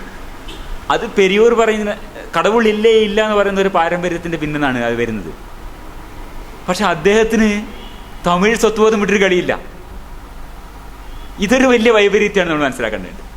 നിരീശ്വരത്വം കൊണ്ട് പോലും, യുക്തിവാദം കൊണ്ട് പോലും, അതുകൊണ്ടാണ് യുക്തിവാദികളുടെ ഇത് പറയേണ്ടി വരുന്നത്. ഈ ഈ ട്രൈബൽ ഗോത്രീയ മനോവൃത്തി, ട്രൈബൽ ടെമ്പർ, സയൻറ്റിഫിക് ടെമ്പർ എന്നതിന് പകരം സയൻറ്റിഫിക് ടെമ്പർ എന്നുള്ളതാണ്, ശാസ്ത്രീയ മനോവൃത്തി എന്നുള്ളതാണ് സ്വാതന്ത്ര്യ ഇന്ത്യയുടെയും യുക്തിവാദത്തിൻ്റെ ഒക്കെ കേന്ദ്രമായ കാതലായ വിഷയമെന്ന് നമ്മൾ തിരിച്ചറിയുന്നില്ല. നമ്മൾ ദൈവനിഷേധമാണ്, മതനിഷേധമാണ് എന്നൊക്കെ നമ്മൾ തെറ്റിദ്ധരിക്കുന്നു. അതുകൊണ്ടാണ് കരുണാനിധി ഒരേ സമയത്ത് രാമൻ ഏത് കോളേജിലാണ് എഞ്ചിനീയറിംഗ് പഠിച്ചത് എന്ന് പറയാനുള്ള ധൈര്യം കാണിക്കുന്നതും തമിഴ് ഈലത്തിൻ്റെ ആ സ്വത്വബോധത്തിന് വേണ്ടി സ്വന്തം ചോര തിളക്കുന്നു. അതിലേക്ക് നമ്മൾ പിന്നെയും വരുന്നുണ്ട്. അവിടെയാണ് ഇനി 1990 വരുന്നാൽ Kashmir Muslim separation group began campaigning violence in Kashmir. കാശ്മീരിൽ അന്ന് തുടങ്ങിയത് 1948 കാശ്മീരിന് വേണ്ടിയുള്ള യുദ്ധം നടന്നിട്ടുണ്ട്. നമ്മളന്ന് ആ മാപ്പ് അവിടെ കാണിച്ചിരുന്നു ഞാൻ. അവിടെ മുസ്ലിം സത്വബോധം ഉണരുകയാണ്. രാജീവ് ഗാന്ധിയുടെ മരണം, ബാബരി മസ്ജിദ്, രഥയാത്ര ബാബരി മസ്ജിദ്, 90 മുതൽ 92 വരെയുള്ള കാലം. അപ്പോൾ ഇത് ഈ പുസ്തകത്തിൽ നിന്ന് ഞാൻ എടുത്ത ഒരു കോട്ടാണ്. The goal of drawing a smooth border through the fractal of interpenetrating ethnic groups is an unsolvable geometry problem. അതായത് വ്യത്യസ്തമായ ഈ ഇപ്പോൾ ഹിന്ദുക്കളും മുസ്ലിങ്ങളും ഉദാഹരണത്തിന് ഇതിൻ്റെ ഇടയിലൂടെ ഒരു വര വരക്കാനാണ് അന്ന് പാകിസ്ഥാൻ വിഭജനത്തിന് ശ്രമിച്ചത്. മുസ്ലിം ഭൂരിപക്ഷം അതാണ് ഒരറ്റത്ത് കിഴക്ക് ബംഗാളിൻ്റെ അറ്റത്ത് കുറച്ച് പാകിസ്ഥാൻ, പടിഞ്ഞാറ് ഭാഗത്ത് പഞ്ചാബിൻ്റെ ഭാഗത്ത് കുറച്ച് പാകിസ്ഥാൻ. ഇതൊരു അൺസോൾവബിൾ ജോമെട്രി പ്രോബ്ലമാണ്. അത് എങ്ങനെയാണെന്നുള്ള ആ ഫ്രീഡം അറ്റ് മിഡ്നൈറ്റിലൊക്കെ പറയുന്നുണ്ട്, അതെങ്ങനെയാണ് അവസാനം നടത്തിയതെന്നുള്ളത്. വെറുതെ ഞാൻ കട്ട് ചെയ്യാൻ ഒരു വര വരക്കുന്ന പോലെ. അപ്പോൾ ഇതൊരിക്കലും പരിഹരിക്കാൻ പറ്റാത്തൊരു പ്രശ്നമാണ്. Living with existing borders is now considered better എന്നാണ്. ഉള്ള അതിർത്തിയൊക്കെ വെച്ച് അങ്ങ് കഴിഞ്ഞുകൂടാ. അതാണ് ഭേദം. കാരണം ഒരു മനുഷ്യന് ഇത്രയല്ലേ ജീവിതമുള്ളൂ. മനുഷ്യനെയാണ് നമ്മൾ പ്രധാനമാക്കുന്നതെങ്കിൽ നമ്മൾ രാജ്യം, ഗോത്രം, അഭിമാനം, ദേശാഭിമാനം ഇങ്ങനെയുള്ള സംഗതികളെ ഇതിന് പകരം ഒരു മനുഷ്യനെ, വ്യക്തിയെ പ്രധാന കേന്ദ്രബിന്ദു, ഒരു അഗ്രിമ മൂല്യമായി വ്യക്തിയെ എടുക്കുമ്പോൾ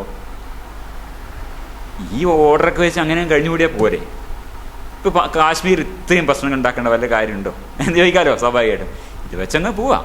തമ്മിൽ ഭേദം എന്താ? ഇത്രയും ഈ 90 മുതൽ ഉണ്ടായ ഈ ആസാദി ഇതിന് വേണ്ടിയിട്ട് ഇത്ര ആൾക്കാർ മരിച്ചു, വല്ല കാര്യമുണ്ട്? is considered better than endless attempts to square the circle. ആ തിരിച്ചറിവ് പല ദിക്കിലും വന്നതുകൊണ്ടാണ് ഈ ഡിക്ലൈൻ ഓഫ് വയലൻസ് കഴിഞ്ഞ ഏതാനും ദശകങ്ങളായി, ഒരു 19 കൊല്ലമായി ലോകമൊട്ടാകെ മനുഷ്യൻ ഇന്നേ വരെ ഉണ്ടായിട്ടില്ലാത്ത അത്രയും ശാന്തി ഉണ്ടെന്നാണ് പറയുന്നത്. നമ്മൾക്ക് തോന്നുന്നില്ല നമ്മുടെ സമൂഹം, മൊത്തം നമ്മുടെ ലോകം വളരെ വയലൻ്റാണ്. പക്ഷെ വാസ്തവതല്ല.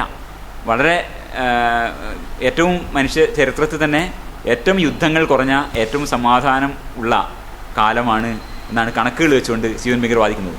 എന്തുകൊണ്ടാണ്? ഇതുപോലുള്ള തിരിച്ചറിവുകൾ കൊണ്ടാണ്. ഈ ഒരു സ്ക്വയറിനെ സർക്കിളാക്കാൻ വേണ്ടി ശ്രമിക്കുന്ന പോലെയുള്ള ബുദ്ധിമുട്ടൊന്നും ആവശ്യമില്ല. ഉള്ളത് വെച്ച് ജീവിച്ചു പോകാം വിതിൻ. അപ്പോൾ ഇങ്ങനെ ചെയ്യുമ്പോൾ എന്തുണ്ടാവുന്നു? Is considered better than endless attempts to square a circle. ഒരു വൃത്തത്തിനെ സ്ക്വയറാക്കാനുള്ള ശ്രമം പോലെയുള്ള ശ്രമമാണിത്. ഗോ ഇന്ത്യ, ഗോ ബാക്ക്, പാകിസ്ഥാനിലെ കാശ്മീരിൽ ഈ രീതിയിലുള്ള ആസാദി ഇതൊക്കെ അപ്രസക്തമാവുകയാണ്. ഉടയട്ടെ ചെറുചഷകങ്ങൾ എന്ന പഴയ ഗോത്രീയ ധാരണകളാണ് ഈ രാഷ്ട്രീയത്തിലൊക്കെ പിന്നുള്ളത്. അപ്പോൾ ഇതിൻ്റെ എന്തുണ്ടാവുന്നു? ഇങ്ങനെയുള്ള ഈ attempts to square a circle ഉണ്ടാകുമ്പോൾ invitations to ethnic cleansing and irredentist conquest, ഭയങ്കര ഇംഗ്ലീഷ്. അപ്പോൾ ഈ രീതിയിലുള്ള കീഴടക്കലുകളുടെ അവനവന് നഷ്ടപ്പെടും. അതാണ് ഈ ഇറിഡൻറ്റിസ്റ്റ് കോൺടെക്സ്റ്റ് ഉള്ള വാക്കുകൊണ്ടാണ് ഉദ്ദേശിക്കുന്നത്. അതായത് ഈ രാജ്യം, ഈ ഭാഗം എൻ്റെ രാജ്യത്തിലേക്ക് വരേണ്ടതാണ്, അത് തിരിച്ചു കെടുക്കും എന്നുള്ള തരത്തിലുള്ളത്. ഇവിടുന്ന് കുറേ ആൾക്കാരെ പുറത്താക്കണം എന്നുള്ള അവകാശങ്ങൾ, ഇതൊക്കെ ആയിട്ട് കാലം ഇങ്ങനെ പോയിക്കൊണ്ടിരിക്കും. അപ്പോൾ എന്തുണ്ടാവുന്നു? അതിൻ്റെ ഇൻവിറ്റേഷൻ ഇങ്ങനെ വന്നുകൊണ്ടിരിക്കുകയാണ്. അപ്പോൾ അതാണ് എത്നിക് ക്ലെൻസിങ്. അവിടെ കാശ്മീരിൽ നിന്ന് ഗോ ഇന്ത്യ, ഗോ ബാക്ക്, ഇവരെ കുറേ കാശ്മീരി പണ്ഡിറ്റുകളും കൂടെ അവിടുന്ന് പിടിച്ച് പുറത്താക്കി. അവരാണ് ഹോളോകോസ്റ്റ് ഡേ 1990 ആണ് കൊലപാതകം, കുറേ വയലൻസ് ഒക്കെ നടന്ന് അവിടുന്ന് കാശ്മീരി പണ്ഡിറ്റുകളൊക്കെ ഓടിക്കുന്ന സംഭവം ഉണ്ടാകുന്നു. ഇപ്പം ഇവിടെ ബിലാവൽ ഭൂട്ടോ പറയുന്നതാണ്, I will take back entire Kashmir from India എന്ന്. അവിടെ ഇത് അവസാനിക്കില്ല. കാരണം ഈ ബോധങ്ങൾ, മനസ്ഥിതി ഇങ്ങനെ നിൽക്കുന്നിടത്തോളം ഇതിങ്ങനെ തന്നെ പോയിക്കൊണ്ടിരിക്കും. മനോഭാവത്തിൻ്റെ ഒരു പ്രശ്നമാണ്. ഈ മനോഭാവം നമുക്ക് കറക്റ്റ് ചെയ്യാൻ പറ്റില്ല. അപ്പോൾ അത് കഴിഞ്ഞു. പിന്നെ രാജീവിൻ്റെ കൊലപാതകത്തിനെ പറ്റിയിട്ടുള്ള ഒരു പോയിന്റ് മാത്രമേ എനിക്ക് ഞാൻ പറയാനുള്ളൂ. രാജീവിൻ്റെ കൊലപാതകം നടന്നു കഴിഞ്ഞ ശേഷം, അതിനുശേഷം പോലും പ്രഭാകരനെ കുറിച്ച് പറയുന്നതാണ്, Prabhakaran is my friend not a terrorist എന്ന്. പ്രഭാകരൻ ഏതാണ്ട് ഈ LTT എല്ലാ രാജ്യക്കാരും LTT ഒരു ഭീകര പ്രസ്ഥാനമായി മുദ്രകുത്തി. യുദ്ധം നടന്നു. സ്വാഭാവിക യുദ്ധത്തിൽ ഒരുപാട് അവരും ക്രൂരത കാണിച്ചു, എല്ലാം നടന്നു. പ്രഭാകരൻ കൊല്ലപ്പെട്ടു. ആ സമയത്ത്, ഏതാണ്ട് കൊല്ലപ്പെടുന്ന സമയത്താണ് Prabhakaran is my friend, is not a terrorist, ഞാൻ അപ്പടി പാർക്കലേന്ന, ഞാൻ അദ്ദേഹത്തെ ഒരു ടെററിസ്റ്റായി കാണുന്നില്ല, ഞാൻ അപ്പടി പാർക്കലേ ആണ് ഞാൻ നേരത്തെ പറഞ്ഞ വിഷയം. എന്തുകൊണ്ടാണ് നിരീശ്വരരായ യുക്തിവാദികളെന്ന് അവകാശപ്പെടുന്ന ദ്രാവിഡ പ്രസ്ഥാനക്കാർക്ക് പ്രഭാകരൻ്റെ സംഘത്തിൻ്റെ തീവ്രവാദത്തെ തള്ളി പറയാൻ പറ്റുന്നില്ല. പല ദ്രാവിഡ പ്രസ്ഥാനത്തിലുള്ള പലർക്കും ഇതുമായിട്ട് ബന്ധമുണ്ടായിരുന്നു എന്നുള്ളതാണ്. അറിഞ്ഞുമറിയാതെയും ഈ രാജീവ് ഗാന്ധി കൊലപാതകത്തിൽ അവരും പങ്കാളികളായിരുന്നു. ഈ ദ്രാവിഡ പ്രസ്ഥാനവുമായിട്ട് അടുത്ത ബന്ധമുള്ള ചില ആൾക്കാർ ഇതിൽ പെട്ടുപോയിട്ടുണ്ട്. ഗോത്രീയ മനോവൃത്തി എന്നുള്ള വിടുതലാണ് യുക്തിചിന്തയുടെ കാതൽ എന്ന് അവർ തിരിച്ചറിയുന്നില്ല എന്നതുകൊണ്ട് തന്നെ ഇത് പലപ്പോഴും ഞാൻ കൂടുതൽ വിശദീകരിക്കുന്നില്ല. പല യുക്തിവാദ സ്വതന്ത്രചിന്താ മീറ്റിങ്ങുകളിൽ പോയാലും നമുക്ക് തോന്നുന്നൊരു കാര്യമാണ്, ഗോത്രീയ ചിന്തയിൽ നിന്ന് മുക്തരാവാൻ പറ്റുന്നില്ല. അപ്പോൾ ഇതാണ് യുക്തിചിന്തയുടെ കാതൽ നമ്മൾ തിരിച്ചറിയേണ്ടത്. അത് ഇതിൻ്റെ കൂട്ടത്തിൽ പറഞ്ഞു പോകാം.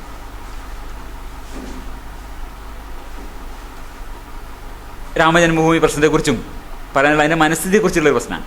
അപ്പോൾ നമ്മുടെ ഇടത് ബുദ്ധിജീവികൾ രാമജന്മഭൂമി പ്രശ്നം ചർച്ച ചെയ്യുമ്പോഴൊക്കെ എന്തുകൊണ്ടാണ് ഇത് ഇത്രയും ആൾക്കാരെ ഈ ബാബറി മസ്ജിദ് ഇടിച്ചു പൊളിക്കാൻ ഇത്രയും ആവേശത്തോടെ ആൾക്കാർ പോവുകയും ഇത്രയും വ്യാപകമായി പൂജിച്ചുകൊണ്ട് പോവുകയും മൊത്തത്തിൽ രാജ്യത്തെ മൊത്തം ഇളക്കി മറിക്കാൻ ഈ രാമനാമത്തിന് സാധിച്ചത് എന്നുള്ളത്, അതിന് പല പല എക്സ്പ്ലനേഷൻസ് ഫെമിനിസ്റ്റുകൾ പറയുന്നത് വെച്ചാൽ ഫെമിനിസ്റ്റ് വിഷൻ അതാണ്. സ്ത്രീകൾക്ക് വേറൊരു അവസരമില്ല. അപ്പോൾ അതിന് ഭയങ്കര സ്ത്രീകളെ പങ്കാളിത്തമാണ് ഈ രാമജന്മഭൂമി പ്രസ്ഥാനത്തിലൊക്കെ ഒരുപാട്. കർഷകർ തിരിച്ചു വരുമ്പോൾ മരിച്ച ചില സ്ത്രീകളുണ്ട്. നമ്മുടെ മീറ്റിങ്ങിൽ ആകെ എത്ര സ്ത്രീകളുണ്ട്? 2-3 സ്ത്രീകളുണ്ടാവും. അപ്പോൾ ഈ വക പ്രസ്ഥാനങ്ങളിലൊക്കെ അവർ പറയുന്നതാണ് women's desire to participate in public sphere. പൊതുപ്രസ്ഥാനങ്ങളിൽ പങ്കെടുക്കാനുള്ള സ്ത്രീകളുടെ പങ്കാളിത്തം അതാണ് ഇത്രയധികം വോട്ടായി മാറിയതെന്നാണ്. പല വാദങ്ങളാണ്, അത് അംഗീകരിക്കപ്പെടാണ്. അതുപോലെ തന്നെ ചെറുപ്പക്കാർക്ക് ജാതി വ്യത്യാസമില്ലാത്തൊരു പ്രസ്ഥാനമാണ് ഇത്. എല്ലാ ഹിന്ദുക്കളും ജാതി അതീതമായൊരു പ്രസ്ഥാനം എന്നുള്ള നിലക്കാണ് ചെറുപ്പക്കാർ അതിലേക്ക് പോയതെന്ന്. പിന്നെ അവരുടെ വർഗ താല്പര്യങ്ങൾക്ക് വേണ്ടി പിന്നെ ധനികരായ ആൾക്കാർ ചെയ്തിട്ടുള്ളൊരു മാനിപ്പുലേഷനാണ് വേറൊരു. ഇതൊക്കെ നമ്മളെ ഇടത് ബുദ്ധിജീവികൾ അംഗീകരിക്കും, ശരിയാണ്, തലയാട്ടും. അതേസമയം ഇവരുടെ മതവിശ്വാസം ഇതിനൊരു കാരണമാവുമോ എന്ന് ചോദിച്ചാൽ അത് മാത്രം അത് സ്പർശിക്കില്ല നമ്മുടെ ഇടതുപക്ഷക്കാർ. ഇത് മതവിശ്വാസം കൊണ്ടാണ് ഈ രാമൻ്റെ പിന്നാലെ പോകണതെന്ന് പറഞ്ഞാൽ അത് വിശ്വസിക്കില്ല. അത് പ്രശ്നമല്ല, അത് നമ്മൾ അഡ്രസ്സ് ചെയ്യേണ്ട വിഷയമല്ല, അത് അഡ്രസ്സ് ചെയ്യേണ്ട. ബാക്കിയൊക്കെ നമുക്ക് അഡ്രസ്സ് ചെയ്യാം. പക്ഷേ മതവിശ്വാസം അത് നമ്മൾ തൊട്ട് കളിക്കാൻ പാടില്ല. മതവിശ്വാസങ്ങൾ ഈ രാമനിൽ വിശ്വസിക്കുന്നതുകൊണ്ടല്ലേ ആൾക്കാർ മുഴുവൻ രാമജന്മഭൂമി ഉണ്ടാക്കാൻ പോകണതെന്ന് ചോദിച്ചു കഴിഞ്ഞാൽ അത് ആലോചിക്കുകയില്ല. അവിടെ പോളണ്ടിനെ കുറിച്ച് കൊണ്ടിരുന്നുള്ള മീരാനന്ദ പറയുന്നൊരു സംഗതിയാണത്. അവരുടെ ബ്രേക്കിംഗ് ദ സ്പെൽ ഓഫ് ധർമ്മ എന്നുള്ള മീരയുടെ ബുക്കിൽ പറയുന്ന four religious symbols to move the masses these symbols must seam worth fighting four and even killing four. ഈ മതപ്രതീകങ്ങൾ ആൾക്കാരെ സംഘടിപ്പിക്കണമെങ്കിൽ, മതത്തിൻ്റെ പേര് ആൾക്കാർ കൊല്ലണം ചാവണമെങ്കിൽ അത് അത്രയും മൂല്യവത്താണെന്ന് ആൾക്കാർക്ക് തോന്നണം. അവരുടെ ഐഡൻറ്റിറ്റികളുടെ, അവരുടെ സ്വത്വങ്ങളെ, അവരുടെ ധാർമ്മിക പ്രപഞ്ചത്തെ അവരുടെ ദൈവങ്ങളിലൂടെ കാണുന്ന മനോവൃത്തിയുള്ള ആൾക്കാരാണ് ഇതിൽ പോകുന്നത്. ഇന്ദിരാഗാന്ധിയെ ദുർഗാവതാരമായി കാണുന്ന ആളാണ്. സ്വന്തം വിഗ്രഹത്തിന്, അതൊരു ഫിലിം സ്റ്റാർ ആണെങ്കിൽ പോലും അതിൽ പാലഭിഷേകം ചെയ്യുന്ന മനോഭാവമുള്ള, റിലീജിയസായ മൈൻഡ് സെറ്റുള്ള ആൾക്കാരെ ഇതുപോലുള്ള മതപരമായ പ്രതീകങ്ങൾ അവരെ കാന്തം പോലെ ആകർഷിക്കും. മനോവൃത്തിയാണ് പ്രശ്നം. ആവർത്തിച്ച് പറഞ്ഞ കാര്യം അതാണ്. ഇത് വിജയൻ മാഷും ആരും ചിലപ്പോൾ നല്ല സത്യം വിജയൻ മാഷും ചിലപ്പോൾ പറയും. വിജയൻ മാഷ് ചിലപ്പോൾ അറ്റവും അങ്ങേറ്റത്തെ കാര്യങ്ങളും പറഞ്ഞു തുടങ്ങി. ആ പാമ്പിനെ കൊന്ന കാര്യത്തിൽ വിജയൻ മാഷ് പറഞ്ഞു കേട്ടില്ലേ, അത് വേറൊരു വിഷയം. പക്ഷേ ക്രൂഷ്ചേവ് പറഞ്ഞു കണ്ടില്ലേ, അതുപോലെ സത്യങ്ങൾ ക്രൂഷ്ചേവും പറയും, എം വിജയനും പറയും. അപ്പോൾ അതുപോലെ വിജയൻ മാഷ് പറഞ്ഞ സത്യമാണിത്.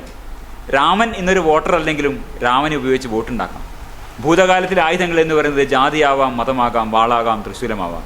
രാമായണം എടുത്ത് ഉപയോഗിക്കാം, ശൂലമെടുത്ത് ഉപയോഗിക്കാം, കുറിയെടുത്ത് ഉപയോഗിക്കാം, വസ്ത്രധാരണ രീതിയെടുത്ത് ഉപയോഗിക്കാം, സംസ്കൃത ശ്ലോകം എടുത്ത് ഉപയോഗിക്കാം, ആയുർവേദം എടുത്ത് ഉപയോഗിക്കാം. മാഷ് പറയുന്നത് ഇത് വളരെ ശരിയായൊരു കാര്യമാണ്. ഇതൊക്കെ സ്വന്തം സ്വത്വത്തിൻ്റെ ഭാഗമായി തിരിച്ചറിയുന്ന പ്രാചീനമായ പരമ്പരാഗതമായ മനോവൃത്തിയുള്ളവരാണ് ഇതിലേക്ക് ആകർഷിക്കപ്പെടുന്നത് എന്ന് തിരിച്ചറിയുന്നില്ല നമ്മുടെ പ്രസ്ഥാനങ്ങളെ. അവിടെയാണ് നമ്മുടെ രാഷ്ട്രീയം ഒരു പൊള്ള രാഷ്ട്രീയമായി മാറുന്നത്. യഥാർത്ഥ രാഷ്ട്രീയ പ്രവർത്തനം സ്വതന്ത്രചിന്താ പ്രവർത്തനമാണെന്ന് പറയുന്നത് അതുകൊണ്ടാണ്. കാരണം മനസ്ഥിതി മാറേണ്ടതാണ് ആവശ്യം. ഈ പഴയ ആയുധങ്ങൾ ഇത് അടുത്ത് 2014 ഒക്ടോബർ 18 രാമക്ഷേത്രം പണിയാൻ 2019 വരെ സമയമുണ്ട് എന്നാണ് RSS പറഞ്ഞിരിക്കുന്നത്. ഇപ്പോൾ കൊടുത്തിരിക്കുന്നത് ഈ പഴയ ആയുധങ്ങളുണ്ടല്ലോ അതൊരിക്കലും പഴകുന്നുമില്ല, പാഴാകുന്നുമില്ല. കാരണം അതിനെ പറ്റിയ ജനത എന്നും ഇവിടെ ഉണ്ട്. എപ്പോഴാണിത് വേണ്ടതെന്ന് വെച്ചാൽ അപ്പോൾ എടുക്കും. അതാണ് പ്രാർത്ഥനമൈഗ്രഹം മുറ്റും പടകുടിയായി ചമയട്ടെ, ബന്ധുരമാം സംസ്കാരത്തിന് ബലമാണേകാലംബം, വീണു തുരുമ്പിച്ചു കിടപ്പൂ വീട്ടിലെ നിലവറയിങ്കൽ, വീരതയോടെ പൂർവികരേന്തിയ വില്ലും വേലും വാളും. ഇത് ആയുധങ്ങൾ സാംസ്കാരികമായ ആയുധങ്ങളും ആവാന്നുള്ളതാണ്. ആയുധമേന്തിയിടുക പഴയവയാണ് അവ എന്നാൽ എന്തേ. ഈ പഴയ ആയുധങ്ങൾ വീണ്ടും വീണ്ടും സാംസ്കാരികമായ ആയുധങ്ങൾ യഥാർത്ഥ ആയുധങ്ങളായി ഉപയോഗിക്കപ്പെടാം. ആ സാധ്യത എന്നുമുണ്ട്. ഇതാണ് രാഷ്ട്രീയ പ്രശ്നം, മനസ്ഥിതിയാണ് രാഷ്ട്രീയ പ്രശ്നം. ഇതിനെ ആരും അഡ്രസ്സ് ചെയ്യുന്നില്ല. അതാണ് പറയാൻ ഉദ്ദേശിക്കുന്ന പ്രശ്നം, പറഞ്ഞുകൊണ്ടിരിക്കുന്ന പ്രശ്നം. അടുത്ത ചരിത്രത്തിൻ്റെ അടുത്ത ഖണ്ഡത്തിലേക്ക് നമ്മൾ വരികയാണ്. 96 മുതൽ 99 വരെ രാമജന്മഭൂമി കഴിഞ്ഞു. ആ ആയുധങ്ങൾ രാമനെ ഉപയോഗിച്ച് ഒക്കെ ആ ഒരു ഇടക്കാലം കഴിഞ്ഞു. മണ്ഡൽ കമ്മീഷൻ ഇതൊക്കെ കഴിഞ്ഞു. മണ്ഡൽ കമ്മീഷൻ്റെ കാര്യം ഞാൻ ആ പ്രശ്നങ്ങൾ ഞാൻ കൂടുതലേക്ക് പോയിട്ടില്ല. പിന്നെ പലവട്ടം പറഞ്ഞിട്ടുള്ള കാര്യങ്ങളാണ്. ചില കാര്യങ്ങൾ മാത്രം എടുത്ത് പറയുന്നതാണ്. ഈ ടൈം ലൈനിൽ അവരെടുത്ത് പറഞ്ഞിട്ടുള്ള കാര്യങ്ങൾ മാത്രമാണ്. അതിന് മണ്ഡൽ കമ്മീഷൻ അവരിലേക്ക് വന്നിട്ടില്ല. വല്ലാതെ നമ്മുടെ സംബന്ധിച്ച് അതൊക്കെ വലിയ വിഷയങ്ങളാണെങ്കിൽ അതൊക്കെയുണ്ട്. ഇതിൽ തീരുന്നില്ല. വാജ്പേയി വരുന്നു, India carries out nuclear test എന്നാണ്. പിന്തിരിപ്പൻ ആധുനികതയുടെ nuclear test leading to widespread international condemnation. അപ്പോൾ പിന്തിരിപ്പൻ ആധുനികയുടെ ഒരു സംഗതി ഇതാണ്. ഏറ്റവും മികച്ച ആധുനികമായ സാങ്കേതികതയും യുദ്ധവിദ്യയും ഒക്കെ നമുക്ക് വേണം. അതേസമയം ഉള്ളിൽ നമ്മളെ ഏറ്റവും പഴയ എല്ലാവിധ പരമ്പരാഗതമായ ബന്ധങ്ങളും മൂല്യബോധങ്ങളും ഒക്കെ സൂക്ഷിക്കുകയും ചെയ്യുന്നതാണ്. അതാണിത്. ഇത് അവിടുത്തെ പൊഖ്രാനിലെ പിന്നെ രണ്ടാമത്തെ ന്യൂക്ലിയർ ടെസ്റ്റിൻ്റെ ചിത്രമാണ്. കാർഗിൽ യുദ്ധം, ഇതൊക്കെ നമ്മുടെ യുദ്ധത്തിൻ്റെ കാര്യം നമ്മൾ നേരത്തെ പറഞ്ഞു. ഇതേ പ്രശ്നങ്ങളാണ് ആവർത്തിച്ചുകൊണ്ടിരിക്കുന്നത്. ഒരിക്കലും മുന്നോട്ട് പോകുന്നില്ല. അതേപോലെ തന്നെ ഈ മനോഭാവം തുടരുന്നിടത്തോളം നമ്മുടെ പ്രശ്നങ്ങളും ഇത് തന്നെ. ഈ മനോഭാവം സൃഷ്ടിക്കുന്ന പ്രശ്നങ്ങളാണ് നമ്മൾ കാണുന്നത് മൊത്തം.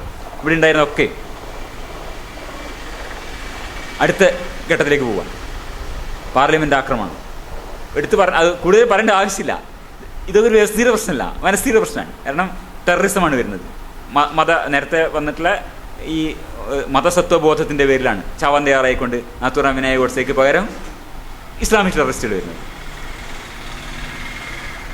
പിന്നെ നമ്മുടെ മിസൈൽ അഗ്നി ആദ്യം വരുന്നത് 2002 ഒരു മിസൈലിൻ്റെ വില 50 കോടി രൂപയാണ്. നമ്മൾ നേരത്തെ മതിലുകളുടെ കാര്യം പറഞ്ഞു.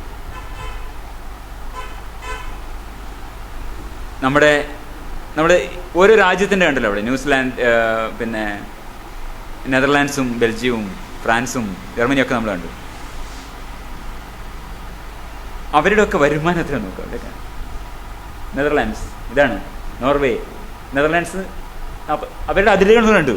ഇത്രയും $42,834 പ്രതിശീർഷ GDP പെർ ക്യാപിറ്റയാണ്.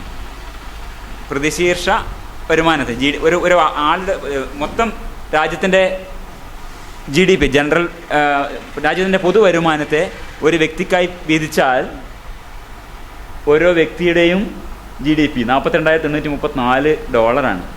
ഇന്ത്യയുടേത് $3,652. ഇവരുടെ അതിർത്തി എങ്ങനെ ഇരിക്കണത്? ഒരു കസേര അങ്ങോട്ടും ഇങ്ങോട്ടും മാറ്റിയിടാം. നമ്മൾ ഒരു മിസൈലിന് 50 കോടി രൂപ ചിലവാക്കിക്കൊണ്ട് ഞെട്ടിപ്പിക്കുന്ന കണക്കുകളാണ്. നമ്മുടെ താഴെ വരുമാനമുള്ള കുറച്ച് രാജ്യങ്ങളേ ഉള്ളൂ. ഘാന, അഫ്ഗാനിസ്ഥാൻ, ഇവരൊക്കെയാണ് നമ്മുടെ താഴെയുള്ള വരുമാനക്കാർ. നമ്മൾ കളിക്കണ കളിയോ? അപ്പോൾ എന്തുകൊണ്ട് നമ്മുടെ ഈ മനോഭാവം കൊണ്ടാണ്, നമ്മുടെ അതിരുമാന്തുന്ന മനോഭാവമാണ് ഇന്നും. ഈ മനോഭാവമുള്ള ജനതയ്ക്ക് അതിരുകളിങ്ങനെ കെട്ടിവെച്ച് യുദ്ധത്തിൻ്റെതായ മനോഭാവത്തിൽ ജീവിക്കുക. അതിൻ്റെ പറ്റിയ രാഷ്ട്രീയവും അഭിമാനം വിട്ട് കളിക്കാത്ത കളിയും. ഇതാണ് പിന്തിരിപ്പൻ ആധുനികത. Defence budget, top defence budget USA അവിടെ ഉണ്ട് കേട്ടോ. അവരുടെ വരുമാനം നമ്മൾ നോക്കണ്ട. ഇന്ത്യ 1, 2, 3, 4, 1, 2, 3, 4, 5, 6ാമത്തെ അല്ലേ? ഏഴാമത്, ലോകത്തെ മൊത്തം ഏറ്റവും കൂടുതൽ ഡിഫൻസ് എന്നാ പറയാ, എല്ലാ രാജ്യത്തിനും ഡിഫൻസ് മാത്രമേ കേട്ടോ, ഒഫൻസ് ഇല്ല. അപ്പോൾ നമ്മുടെ പ്രതിരോധ ചെലവ് ലോകത്തെ ഏറ്റവും കൂടുതൽ ഡിഫൻസ് ബഡ്ജറ്റ് എടുത്ത ഏഴാമതാണ് നമ്മുടെ സ്ഥാനം. അവിടെ ഏറ്റവും കൂടുതൽ ഡിഫൻസ് ചിലവാക്കുന്നത്. ഇവിടുത്തെ ഗ്രാഫ് ഇങ്ങനെയാണ്, നമ്മുടെ വളരെ മേലെ. ഈ ഗ്രാഫിൽ മാത്രം നമ്മൾ വളരെ വളരെ താഴെയാണ്. അതേപോലെ പ്രാഥമിക വിദ്യാഭ്യാസത്തിന് ചിലവാക്കുന്നത് യുണൈറ്റഡ് സ്റ്റേറ്റ് USA ചിലവാക്കണില്ലേ? USA ഡിഫൻസിന് ഏറ്റവും കൂടുതൽ ചിലവാക്കുന്നവരാണ്. പക്ഷേ പ്രാഥമിക വിദ്യാഭ്യാസത്തിനും ഏറ്റവും കൂടുതൽ ചിലവാക്കുന്നവരിൽ ഒരു ഗ്രൂപ്പാണ്. ലക്സംബർഗ് മാത്രമേ അതിൻ്റെ മേലെ ഉള്ളൂ. ഇന്ത്യ എവിടെയാണ് കിടക്കണതിൽ? ഇന്ത്യൻ ഇതൊന്നും കാണാൻ തന്നെ ഇല്ല. ഈ ഗ്രാഫിൽ ഇന്ത്യ ഇല്ല. അത്രയും തുച്ഛമായ ചിലവേ നമ്മൾ ചിലവാക്കുന്നുള്ളൂ. പ്രാഥമിക വിദ്യാഭ്യാസത്തിന് ചിലവാക്കുന്ന പണം എടുത്താൽ നമുക്ക് ഗ്രാഫിൽ സ്ഥാനമില്ല. പക്ഷേ യുദ്ധത്തിന് വേണ്ടി ചിലവാക്കാൻ 7ാം സ്ഥാനമുണ്ട് നമുക്ക്. വരുമാനം നോക്കിക്കഴിഞ്ഞാൽ അഗണ്യ കോടിയിൽ എവിടെയോ കിടക്കുന്നത്. ഇത്രയും തലതിരിഞ്ഞ ഒരു ചിലവാക്കൽ, ഇതൊരു രാഷ്ട്രീയ പ്രശ്നമല്ലേ? ഇതെന്തുകൊണ്ടാ? മനസ്ഥിതിയുടെ പ്രശ്നമായ. ഭരണഘടനയിൽ അംബേദ്കർ ഇങ്ങനെ എഴുതി വെച്ചിട്ടില്ല. ഇത് വ്യവസ്ഥിതിയുടെ പ്രശ്നമല്ല. നമ്മുടെ GDP എങ്ങനെ ചിലവാക്കണം എന്നുള്ളത് നമ്മളാ തീരുമാനിക്കേണ്ടത്. അത് ഇവിടുത്തെ മനസ്ഥിതിക്കനുസരിച്ച് ചിലവാക്കുന്നത്. നമുക്ക് പിന്തിരിപ്പിനാദ്യം, നമുക്ക് ഏറ്റവും മികച്ച സാങ്കേതിക വിദ്യ, ഏറ്റവും മികച്ച ആളെക്കൊല്ലി ആയുധങ്ങളൊക്കെ നമുക്ക് വേണം. നമ്മുടെ സംസ്കാരം മാത്രം ഈ അതിരുകളിങ്ങനെ ബലപ്പെടുത്തുകയും ഈ എന്താ പറയുക, കീഴടക്കലിൻ്റെ പാകിസ്ഥാനെ അടിച്ചു നിരപ്പായി കളിന്നാണ് പൊതുവെ നമ്മൾ പറഞ്ഞു. നമ്മുടെ ഇപ്പോഴത്തെ ഇലക്ഷൻ കഴിഞ്ഞാൽ ഉടനെ പാകിസ്ഥാനെ അടിച്ചു നിരപ്പായി കളി. പാകിസ്ഥാനത്തെ സാധനം ഉണ്ടാവില്ല എന്നാണ് പറഞ്ഞിട്ടുള്ളത്. ആ മനോഭാവമാണ്. ഇന്നത്തെ പത്രം 80,000 കോടിയുടെ പ്രതിരോധ പദ്ധതിക്ക് അംഗീകാരം. ഇന്നത്തെ പത്രത്തിൽ പ്രാഥമിക വിദ്യാഭ്യാസത്തിന് ചിലവാക്കുന്ന ഒരു സ്ഥാനവുമില്ല നമുക്ക്. 80,000 കോടി നമുക്ക് ഇതിനുവേണ്ടി ചിലവാക്കാനുണ്ട്. അതുകൊണ്ട് ഞാൻ വിചാരിക്കുന്നു, 2 സ്പൂൺ രക്തത്തിൽ നിന്ന് രക്തധമനി എന്നുള്ള വലിയൊരു റിസർച്ച് ഒരു സംഗതിയാണ്. ഒരു പുതിയ ബയോടെക്നോളജിയുടെ വലിയൊരു കുതിപ്പായിട്ടാണ് ഇവർ ഇത് പറഞ്ഞിരിക്കുന്നത്. അത് ബ്രിട്ടനിലാണ് നടക്കുന്നത്, ലണ്ടനിലാണ് റിപ്പോർട്ട് ചെയ്യുന്നത്. നമ്മളിവിടെ ഞരമ്പെണ്ണയാണ്. മനസ്സിലായില്ലേ? വെറുതെ അല്ല എന്ന് പറയാം. കാരണം ഇതിൽ ചിലവാക്കാൻ നമുക്ക് പൈസ ഇല്ല. നമ്മളിവിടെ യുദ്ധം ഞരമ്പെണ്ണ വിൽക്കുന്ന രാജ്യത്ത് അതാണ് നമ്മുടെ സ്ഥിതി. അവിടെ രക്തത്തിൽ നിന്ന് രക്തധമനി ഉണ്ടാക്കുന്നിടത്താണ് ഇരിക്കുന്നത്. അടുത്ത ഹിസ്റ്ററിയുടെ അടുത്ത സെക്ഷനിലേക്ക് പോവുക. 2002 മുതൽ ഗോധ്ര, അതിനെ തുടർന്നുണ്ടായിട്ടുള്ള ഗുജറാത്ത് കലാപം, പാകിസ്ഥാനും ഒട്ടും മോശമാക്കിയിട്ടില്ല. പാകിസ്ഥാൻ അതേപോലെ ഇവിടെ ന്യൂക്ലിയർ ആകുമ്പോൾ അവിടെയും ന്യൂക്ലിയർ ആകും. അവിടെ ഉണ്ടാക്കിയ ഒരു വലിയ സാധനം ഗുജറാത്ത് കലാപം. നമ്മുടെ പിന്തിരപ്പൻ ആധുനികതയുടെ പോസ്റ്റർ ബോയ് ആണ് അദ്ദേഹം. പിന്തിരപ്പൻ ആധുനികയുടെ പോസ്റ്റർ ബോയ്, മിസൈൽ വിദഗ്ധനാണ്, സായിബാബയുടെ ആരാധന. അദ്ദേഹം നമ്മുടെ പ്രസിഡൻ്റായി. ഗുജറാത്ത് റയറ്റ്സ്, ബോംബെ കാർ സ്ഫോടനങ്ങൾ ഒക്കെ എന്താണ്? ഗോത്രീയ മനസ്ഥിതിയാണ്. മൊത്തം ഗോത്രീയ മനസ്ഥിതി പിന്തിരപ്പൻ ആധുനികത. കൂടുതൽ പറയാനില്ല എന്ന് എനിക്ക് തോന്നുന്നത്. കൂടുതൽ പറയാനില്ല അതിൽ. കാരണം നമ്മൾ സമീപകാലത്ത് കടന്നു പോയിട്ടില്ല. ഇതൊക്കെ മനസ്ഥിതിയുടെ പ്രശ്നമാണ്. ഗോത്ര ഉണ്ടായതും കാരണം every action has N equal and opposite reaction. ഒരു പ്രസിദ്ധമായ വാചകം അന്ന് പറയപ്പെടുകയുണ്ടായി. ആര് പറഞ്ഞു എന്ന് ഞാൻ പറയുന്നില്ല. ആ മനസ്ഥിതിയാണ് നമ്മളെ ഇന്ന് ഭരിക്കുന്നതെന്നാണ്. അപ്പം അത് ഒരു ഞെട്ടലോടെ നമ്മൾ തിരിച്ചറിയേണ്ടതുണ്ട്. കാരണം എന്തുകൊണ്ടാണ് ഭരിക്കാൻ പറ്റുന്നത്? കൃത്യമായിട്ട് വോട്ട് ചെയ്തിട്ട് നമ്മൾ അവിടെ എത്തിയതുകൊണ്ടാണ്. എന്തുകൊണ്ട് വോട്ട് ചെയ്യുന്നു? നമ്മുടെ മനസ്ഥിതി അതുകൊണ്ട് തന്നെയാണ്. ആ മനോഭാവം സൃഷ്ടിച്ചുകൊണ്ടാണ് ആ വിജയം നേടുന്നത്. അതിലേക്ക് നമ്മൾ വരുന്നുണ്ട്. ഇസ്ലാം സ്വത്വബോധമാണ്, ഇവിടെ ഹിന്ദു സ്വത്വബോധമാണ്. ഗുജറാത്ത് റൈറ്റ് ഇതിനുള്ള പ്രതിക്രിയയാണ് അപ്പുറം എന്നുള്ളതാണ്. പ്രതിക്രിയകളാണ്.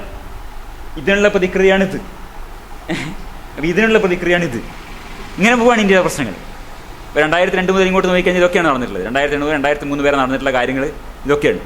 നോക്കൂ, ഇന്റർ റിലീജിയൽ ബ്ലഡ്ഷെഡ്, ഗോത്ര ഗുജറാത്ത് ആ പ്രശ്നം, പാകിസ്ഥാൻ്റെ മിസൈൽ, ഇതെന്തിനുള്ളതാണ്? ഇത് അഗ്നിക്കുള്ള മറുപടിയാണ്.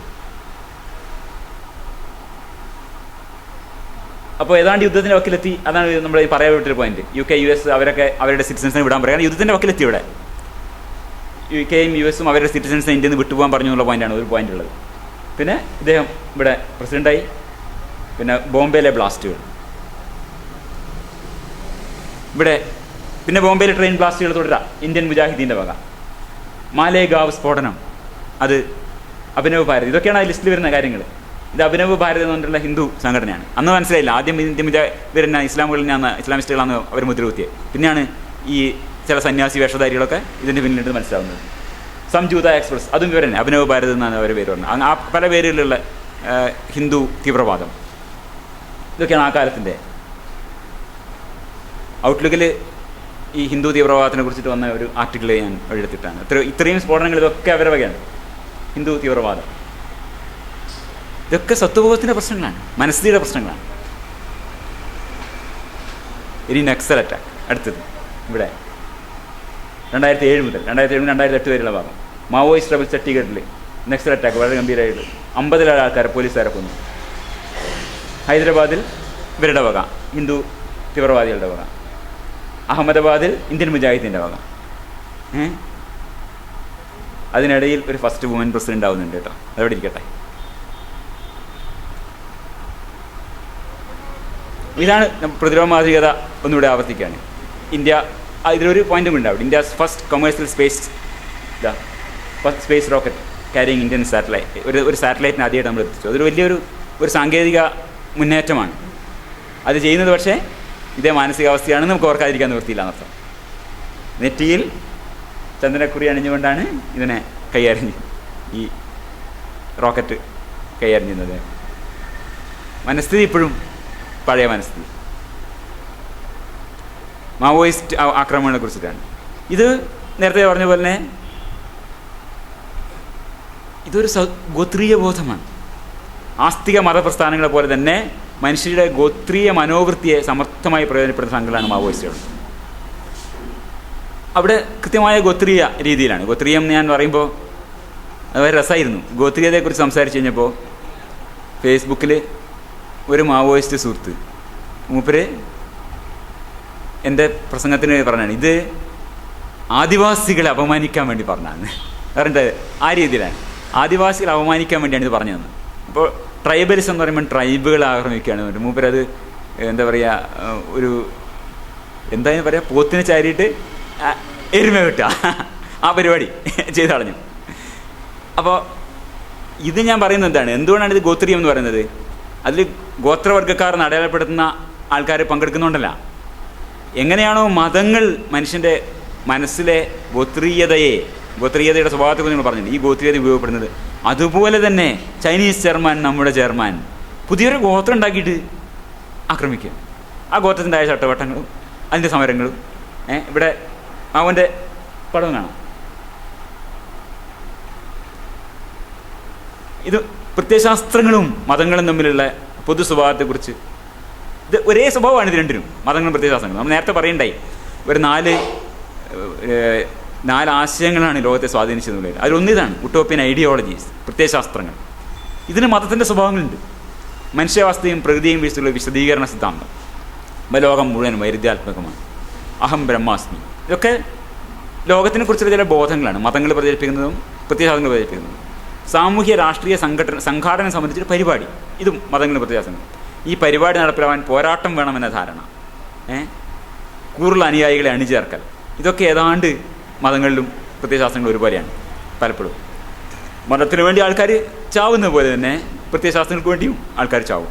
മതത്തിൽ ബലിദാനികളും എന്താണ് പറയുക, അതിന് എന്താ പറയുക, ജിഹാദി, എന്താ പറയുക, അതിൽ മതരക്തസാക്ഷികളുണ്ടല്ലോ, സുഹദാക്കൾ അല്ലേ, മതരക്തസാക്ഷികളൊക്കെ ഉണ്ടാവുന്ന പോലെ രാഷ്ട്രീയത്തിലും രക്തസാക്ഷികളും ബലിദാനികളും ഒക്കെ ഉണ്ടാവുന്നുണ്ട്. പ്രത്യയശാസ്ത്രങ്ങളുടെ അടിസ്ഥാനത്തിൽ പ്രത്യയശാസ്ത്ര പ്രസ്ഥാനങ്ങൾ മതപ്രസ്ഥാനങ്ങൾ പോലെ തന്നെയാണെന്ന് അർത്ഥം. പറയുന്നത് ഈ കൊലക്ക് പ്രതികാരം ചെയ്യുക, ജനകീയ സൈന്യമില്ലാതെ ജനങ്ങൾക്കൊന്നും നേടാനാവില്ല. ഇത് ചില ചിത്രങ്ങൾ ഞാൻ എടുത്താണ്. ഒരു മാവോയിസ്റ്റുകളുടെ ആക്ടിവിറ്റിയെക്കുറിച്ചുള്ളൊരു ഡോക്യുമെൻ്ററി.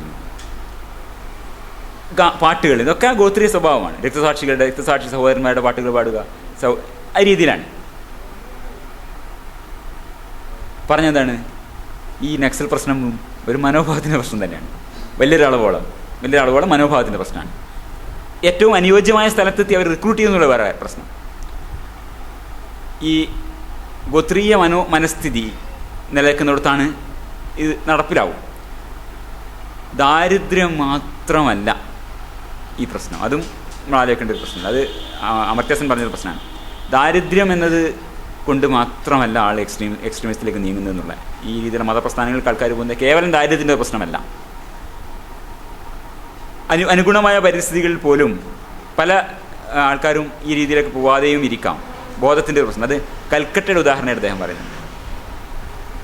ഈ രീതിയിലുള്ള സംഘർഷങ്ങൾ ഉണ്ടാകുന്നതിൻ്റെ ഒരു പ്രധാന കാരണം കേവലമായ ഈ മതത്തിൻ്റെ അടിസ്ഥാനത്തിൽ വരുന്ന സംഘർഷങ്ങളുടെ ഒരു കാരണം പലതും കേവലമായ സാമ്പത്തികമായ പ്രശ്നമേ അല്ല. ഏറ്റവും വയലൻസിൻ്റെ പലതും ഗോത്രീയ മനോഭാവത്തിന് വളരാൻ അനുഗുണമായ പരിസ്ഥിതികളുള്ളതുകൊണ്ടാണ്.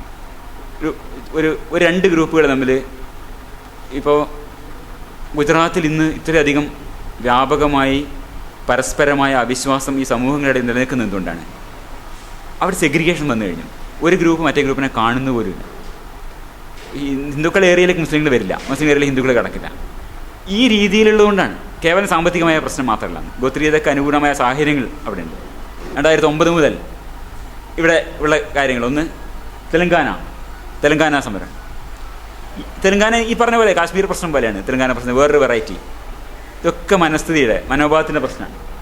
ഒരു ഭാഗത്ത് ആന്ധ്രാപ്രദേശ് സേവ് ചെയ്യണം, ഒരു ഭാഗത്ത് തെലങ്കാന പ്രശ്നം. ഒരു വലിയൊരു ജർമ്മൻ ബേക്കറി, ഇതൊക്കെയാണ് വേറൊരു ജർമ്മൻ ബേക്കറിയിൽ നടന്നിട്ടുള്ള ആക്രമണം. ലഷ്കർ ഇ തോയ്ബയും ഇന്ത്യൻ മുജാഹിദീനും വിളിച്ചത്. പിന്നെ വേറൊരു പോയിന്റ് അയോധ്യ വെർഡിക്റ്റ്. ഇത് നോക്കൂ, ഇത് ഒരു രസകരമായ ഒരു ഇന്ത്യൻ നിയമവ്യവസ്ഥയിൽ വളരെ രസകരമായ ഒരു വിധി അവിടെ വന്നു. ഈ അയോധ്യയിലെ സ്വത്ത് വിഭജനം 1/3 സുന്നി വഖഫ് ബോർഡിന്, 1/3 നിർമോഹി അഖാര ഹിന്ദുക്കളുടേതിന്, 1/3 രാംലാലക്കും, 1/3 ആർക്ക്? ശ്രീരാമൻ വിഗ്രഹത്തിനും 1/3. വളരെ വിചിത്രമായ ഇതൊക്കെ. കാരണം ഇത്ര വിചിത്രമായ ഒരു വിധി ലോകത്ത് വേറൊരു വ്യവസ്ഥിതിയിലും ഉണ്ടാവില്ല. ഇതും ഒരു മനസ്ഥിതിയുടെ പ്രശ്നമാണ്. കാരണം ഈ രാംലാല എന്ന് പറഞ്ഞ ഈ വിഗ്രഹം ഒരു യഥാർത്ഥ സത്തയാണ് എന്ന് വ്യാഖ്യാനിക്കുകയും അതിന് നൽകുകയാണ് ചെയ്യുന്നത്. അങ്ങനെ വ്യാഖ്യാനിക്കുള്ള പഴുത് നിയമത്തിനുണ്ട്, അത് വേറൊരു വിഷയം. അത് ഉപയോഗിച്ചുകൊണ്ട് അങ്ങനെ നൽകുകയാണ് ചെയ്യുന്നത്. ഇതൊക്കെ മനസ്ഥിതിയുടെ വിഷയം തന്നെയാണ്. 2011 മുതൽ 2000 പോരാണെങ്കിൽ ഇവിടെ ഉള്ള പ്രധാന സംഭവങ്ങൾ, നമ്മുടെ അണ്ണാ ഹസാരയുടെ മൂവ്മെൻറ്റ് കൂടെ നിൽക്കുന്ന ആൾ നോക്കൂ, ബാബാ രാംദേവാണ്. ഇതൊന്നും ഈ ഒരു പാരമ്പര്യ മനോഭാവത്തിൽ നിന്ന് മുന്നോട്ട് പോകാനേ പറ്റുന്നില്ല. രാംദേവിനെ കുറിച്ച് കുറച്ച് പറയണോ അത്രയും നല്ലത്. എന്തൊക്കെ ഇന്ത്യൻ പാരമ്പര്യത്തിലെ അബദ്ധമായും മോശമായും ഉണ്ടോ അതൊക്കെ പ്രതിനിധീകരിക്കുന്നതാണ് രാംദേവ് എന്ന് മാത്രം ഒറ്റ വാക്കിൽ പറയാവുന്നത്. രാംദേവിൻ്റെയും ശ്രീ രവിശങ്കറിനെയും പോലെയുള്ള കച്ചവടക്കാരുടെ കൂടിയാണ് ഈ പ്രസ്ഥാനവും നീങ്ങുന്നത്. പിന്നെ റഷ്ദി ഇന്ത്യയിൽ വരുന്നതിനെതിരെ നടക്കുന്ന വേറൊരു പ്രക്ഷോഭക്കാലത്ത് നടന്നതാണ്. പിന്നെ ഒരു കൊഡ്നാനി ആ കാലത്ത് നടന്നിട്ടുള്ളതാണ്. കൊഡ്നാനിയുടെ ശിക്ഷാവിധി ഉണ്ടായി. അദ്ദേഹത്തിൻ്റെ മന്ത്രിയായിരുന്നു. നരോദ പാട്ടിയയിൽ വലിയ അതിക്രൂരമായ കൊലപാതകങ്ങൾ നടന്നതിൻ്റെ ഉത്തരവാദി നിന്ന് കോടതി കണ്ടെത്തി. ഇതൊക്കെ ചെയ്തിട്ട്, ഇത്രയും ക്രൂരതകൾ ചെയ്തിട്ടും അവർ മന്ത്രിയായിട്ട് തന്നെ തുടരുകയും ചെയ്തു. അവസാനം കോടതിയിൽ നിന്ന് വിധിയൊക്കെ വന്ന ശേഷമാണ് ഇപ്പോൾ അവർ ജയിലിലായത്. അവിടെ നിന്ന് സ്വാഭാവികമായിട്ടും ഇപ്പം ജാമ്യത്തിൽ ഇറങ്ങുകയും ചെയ്തു. അത് വേറെ വിഷയം.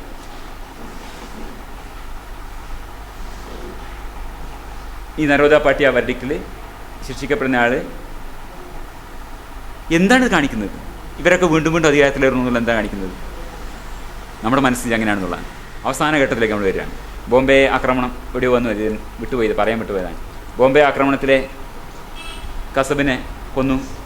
ഈ ഒരു മനുഷ്യനെ കുറിച്ച് ഒന്ന് ആലോചിച്ച് നോക്കൂ. എങ്ങനെ ആണ് ഈ സ്വത്വബോധം എന്ന് സൃഷ്ടിക്കപ്പെടുന്നതും അതിന് ചാവേറുകളായി ആൾക്കാർ വരുന്നെന്നുള്ളത് ദുരന്തമാണ്.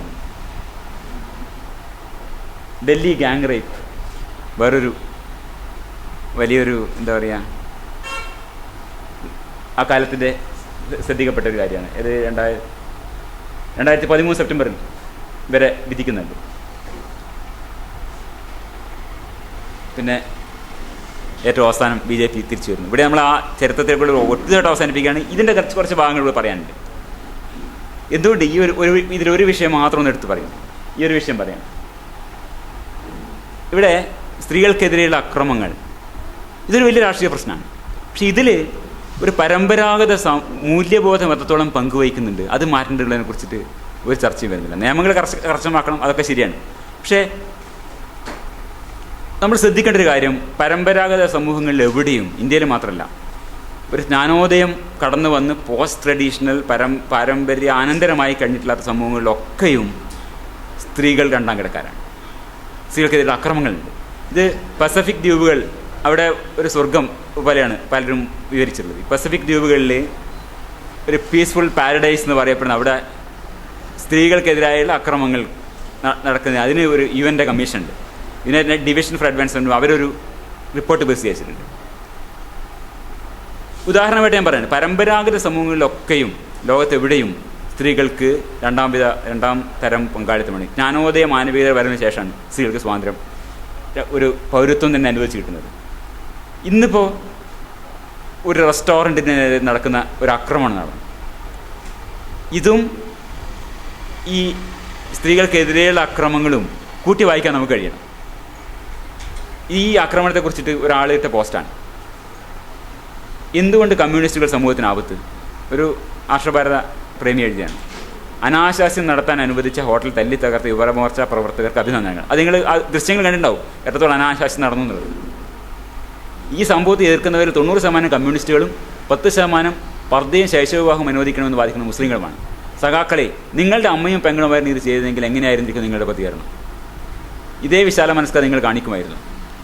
ഏത് കുട്ടിക്കും അവമാനമാണ് തൻ്റെ മാതാവ് അനാശാസ്യത്തിനെ പിടിക്കപ്പെട്ടവരാണെന്ന് കേൾക്കുന്നത്. സഖാക്കളെ, നിങ്ങളുടെയൊക്കെ അമ്മയുമാരും പെങ്ങന്മാരും സെക്കൻഡ്സ് ആയിരുന്നു. ഇതാണ് മനോഭാവം. ഈ മനസ്ഥിതിയാണ് ഇതിലേക്ക് നയിക്കുന്നത്. കാരണം സ്ത്രീയെ സെക്കൻഡ്സ് എന്നാണ് കാണുന്നത്, ഒരു വസ്തുവായിട്ടാണ് കാണുന്നത്. അവരൊക്കെ സെക്കൻഡ്സ് ആയിരുന്നു. ചില ഐറ്റംസ് ഉണ്ട്, തുണികൾ സെക്കൻഡ്സ് എന്ന് പറഞ്ഞ പോലെ. ഈ രീതിയിൽ കാണുന്ന ഒരു മനോഭാവമാണ്, ഈ മനോഭാവമാണ് സ്ത്രീകൾക്കെതിരെയുള്ള പീഡനങ്ങളുടെ പിന്നിലുള്ളത്. അപ്പോൾ ആധുനിക മനോവൃത്തി നിലനിൽക്കുന്ന ഒരു പാരമ്പര്യാനന്തര സമൂഹത്തിൻ്റെ സൃഷ്ടിക്കായുള്ള ശ്രമമാണ് ഏറ്റവും ഫലവത്തായ സ്ത്രീപക്ഷ പ്രവർത്തനം. ഇതാണ് നമ്മൾ ആ ചരിത്രത്തിൻ്റെ കാലത്ത്, ഇതൊരു രാഷ്ട്രീയ പ്രവർത്തനം തന്നെയാണ്. സ്ത്രീപക്ഷ പ്രവർത്തനം എന്നാൽ ഒരു ആധുനിക മനോവൃത്തി നിലനിൽക്കുന്ന ഒരു പാരമ്പര്യാനന്തര സമൂഹത്തിനുള്ള സൃഷ്ടിക്കുള്ള ശ്രമമാണ്, മനോഭാവം മാറ്റാനുള്ള ശ്രമമാണ്. അത് തന്നെയാണ് സ്വാതന്ത്ര്യ പ്രവർത്തനം എന്ന് പറയുന്നത്. പിന്നെ ഒന്നുള്ള ഇലക്ഷൻ വിജയമാണ്. വേറൊരു കാണ്ട ഈ ചരിത്രത്തിൻ്റെ ഈ ഒരു ഭാഗത്ത് നമുക്ക് പറയാനുള്ളത്,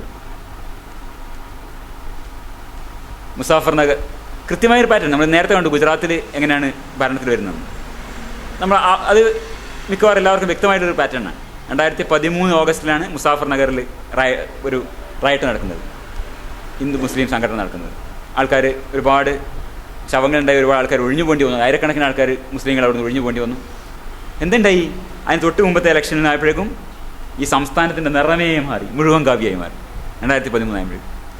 ഇത് കാരണം ഇതിലൂടെ സ്വത്വബോധം ഉണരുകയാണ്. നമ്മളുടെ സമൂഹത്തിന് വേണ്ടി ഹിന്ദുക്കൾ അപകടത്തിൽ, ഹിന്ദുക്കൾ ഒന്നിച്ച് വോട്ട് ചെയ്യണം. അങ്ങനെ നിന്ന് കഴിഞ്ഞാൽ ഇവിടെ ആ ഹിന്ദുക്കളിൽ നിന്ന് വിഭാഗത്തിന് ഹിന്ദുക്കളിൽ നിന്നൊരു സ്വത്വബോധം ഉണ്ടാക്കാൻ പറ്റിയാൽ അവർക്ക് തന്നെ ഭരിക്കാൻ പറ്റും. അങ്ങനെ ഒരു ഭരണം തന്നെ ഉണ്ടാവുള്ളൂ. ഇവിടെ ഒരു ജനാധിപത്യം പിന്നെ ഇല്ല. നമ്മുടെ ശ്രീലങ്ക മാരിയാവും.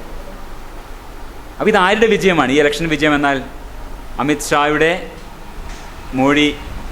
നരേന്ദ്രമോദിയുടെ മാത്രം വിജയമല്ല, ഇത് ഗോത്രീയ മനോഭാവത്തിൻ്റെ വിജയമാണ്. ഞാൻ പറഞ്ഞത് ആ ഗോത്രീയ മനോഭാവത്തെ ഉണർത്താൻ കഴിഞ്ഞു എന്നുള്ളതിനാണ് വിജയം ഉണ്ടായത്.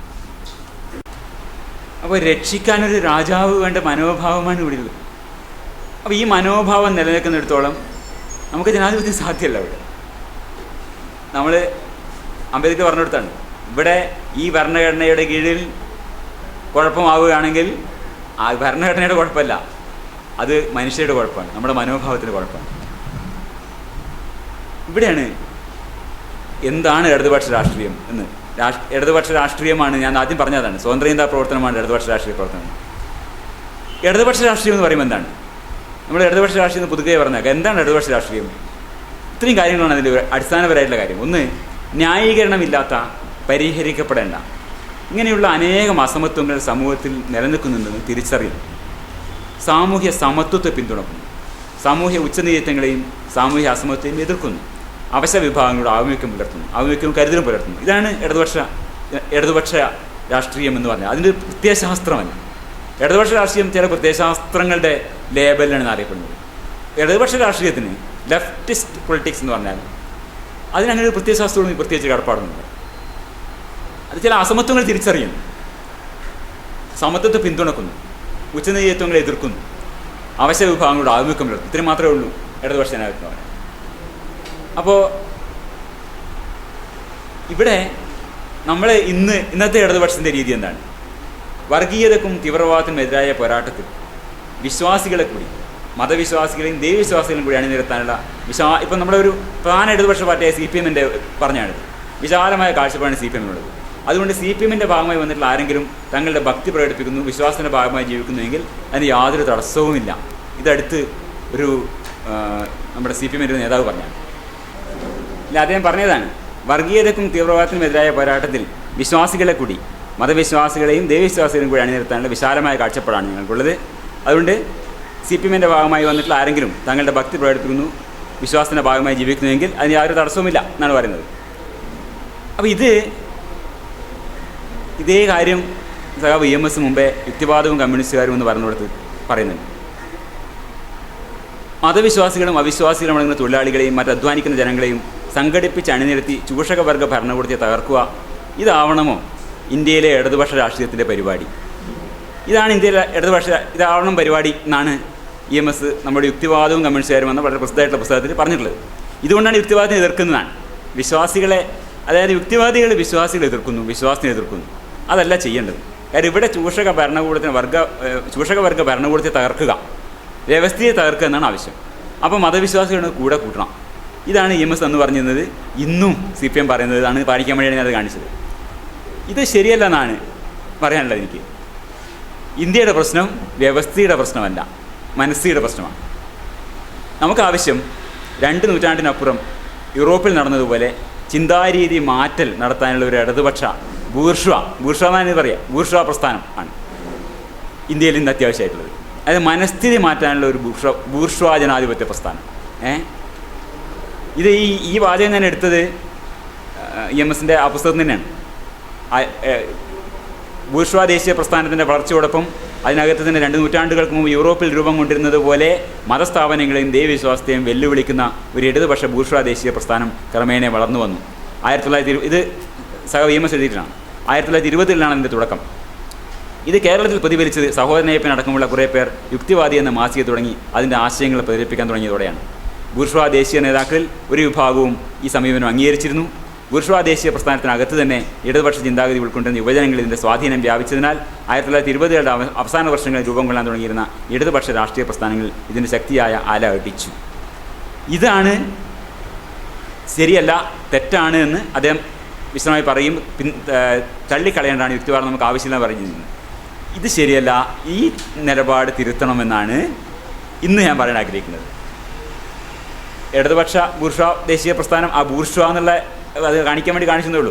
ഇതൊരു വളരെ വൈപരീത്യമാണ്. ഈ വീട്ടിൽ ജനിച്ച സഹോദരൻ അയ്യപ്പൻ്റെ പ്രസ്ഥാനത്തിന് ബൂർഷ്വാ ദേശീയ പ്രസ്ഥാനം എന്നൊക്കെ വിളിക്കുന്നത് പിന്നെ അങ്ങനെ പറഞ്ഞ് പഴകിയതുകൊണ്ട് ഞാനും അതിനെ ബൂർഷ്വാ പ്രസ്ഥാനം എന്ന് വിളിക്കുകയാണ്. അല്ലെങ്കിൽ ഇതെന്ത് ബൂർഷ്വാ എന്ന് പറയാൻ പറ്റുമോ, അത് വേറെ വിഷയം. പക്ഷേ ഇതിലൊരു 2 കാര്യങ്ങൾ പറയും. ഒരു കാര്യം അതാണ്, അത് ബൂർഷ്വാ എന്ന് പറഞ്ഞാൽ ശരിയല്ല എന്നുള്ളത്. 2, മതസ്ഥാപനങ്ങളെയും ദൈവവിശ്വാസത്തെയും മാത്രമായി തിരഞ്ഞെടുത്ത് വെള്ളിയടിക്കല്ല അയ്യപ്പൻ ചെയ്യുന്നുള്ള കാര്യവും കൂടി ഒന്നുകൂടി ഓർമ്മിപ്പിക്കുകയാണ്. കാരണം അയ്യപ്പൻ്റെ കാലത്ത് ഈ പിന്തള്ളപ്പെട്ട ഇടതുപക്ഷ രാഷ്ട്രീയം കൈയൊഴിഞ്ഞ അയ്യപ്പൻ്റെ പ്രസ്ഥാനം എന്നത് യുക്തിക്ക് വേണ്ടിയുള്ളതായിരുന്നു. ആപ്തരോ വേദമോ കീഴ്നടപ്പോ മാത്രം പ്രമാണമായി യുക്തികാലം വേണ്ടിയിട്ട് ശ്രമിച്ചത്. ഒന്നും ആരും സ്വയം ശോധിക്കാതെ കണ്ണുമടച്ച് ഗ്രഹിയാ കാലം. ഇത് മതത്തിനെതിരെയും ദൈവത്തിനെതിരെയുള്ള സമരം മാത്രമല്ല, ഇത് ചിന്തിക്കുന്ന രീതി മാറ്റാനുള്ളൊരു ശ്രമമായിരുന്നു. അതാണ് നമുക്കിന്ന് ആവശ്യം. അപ്പോൾ അതുകൊണ്ടാണ് അദ്ദേഹം പറയുന്നത് എന്താണ്, മർത്യരെ പറ്റമായി മേച്ചിടുന്ന പിട്ടുകൾ പറ്റിടാതുള്ള കാലം എന്ന് പറയുന്നത്. ഈ പറ്റമായി ആൾക്കാരെ നയിക്കപ്പെടുന്നത്, അതാണ് നമ്മുടെ പ്രശ്നം. സ്വന്തമായി ചിന്തിക്കാൻ ധൈര്യപ്പെടുന്നവരല്ല, ജ്ഞാനോദയാനന്തര മാനവികതയുടെ മൂല്യബോധം പുലർത്തുന്നവരല്ല നമ്മൾ എന്നാണ് നമ്മുടെ പ്രശ്നം. അത് മാറേണ്ടതുണ്ട്. സ്വതന്ത്ര ചിന്താ പ്രവർത്തനമാണ് ഇന്ത്യക്ക് ഏറ്റവും ആവശ്യമായ രാഷ്ട്രീയ പ്രവർത്തനം. വിശ്വാസ പ്രസ്ഥാനങ്ങളോട് വിട പറയണം, സ്വന്തമായി ചിന്തിക്കാൻ ധൈര്യപ്പെടണം. ഇത്രയും പറഞ്ഞ് അവസാനിപ്പിക്കുന്നു. നന്ദി, നമസ്കാരം.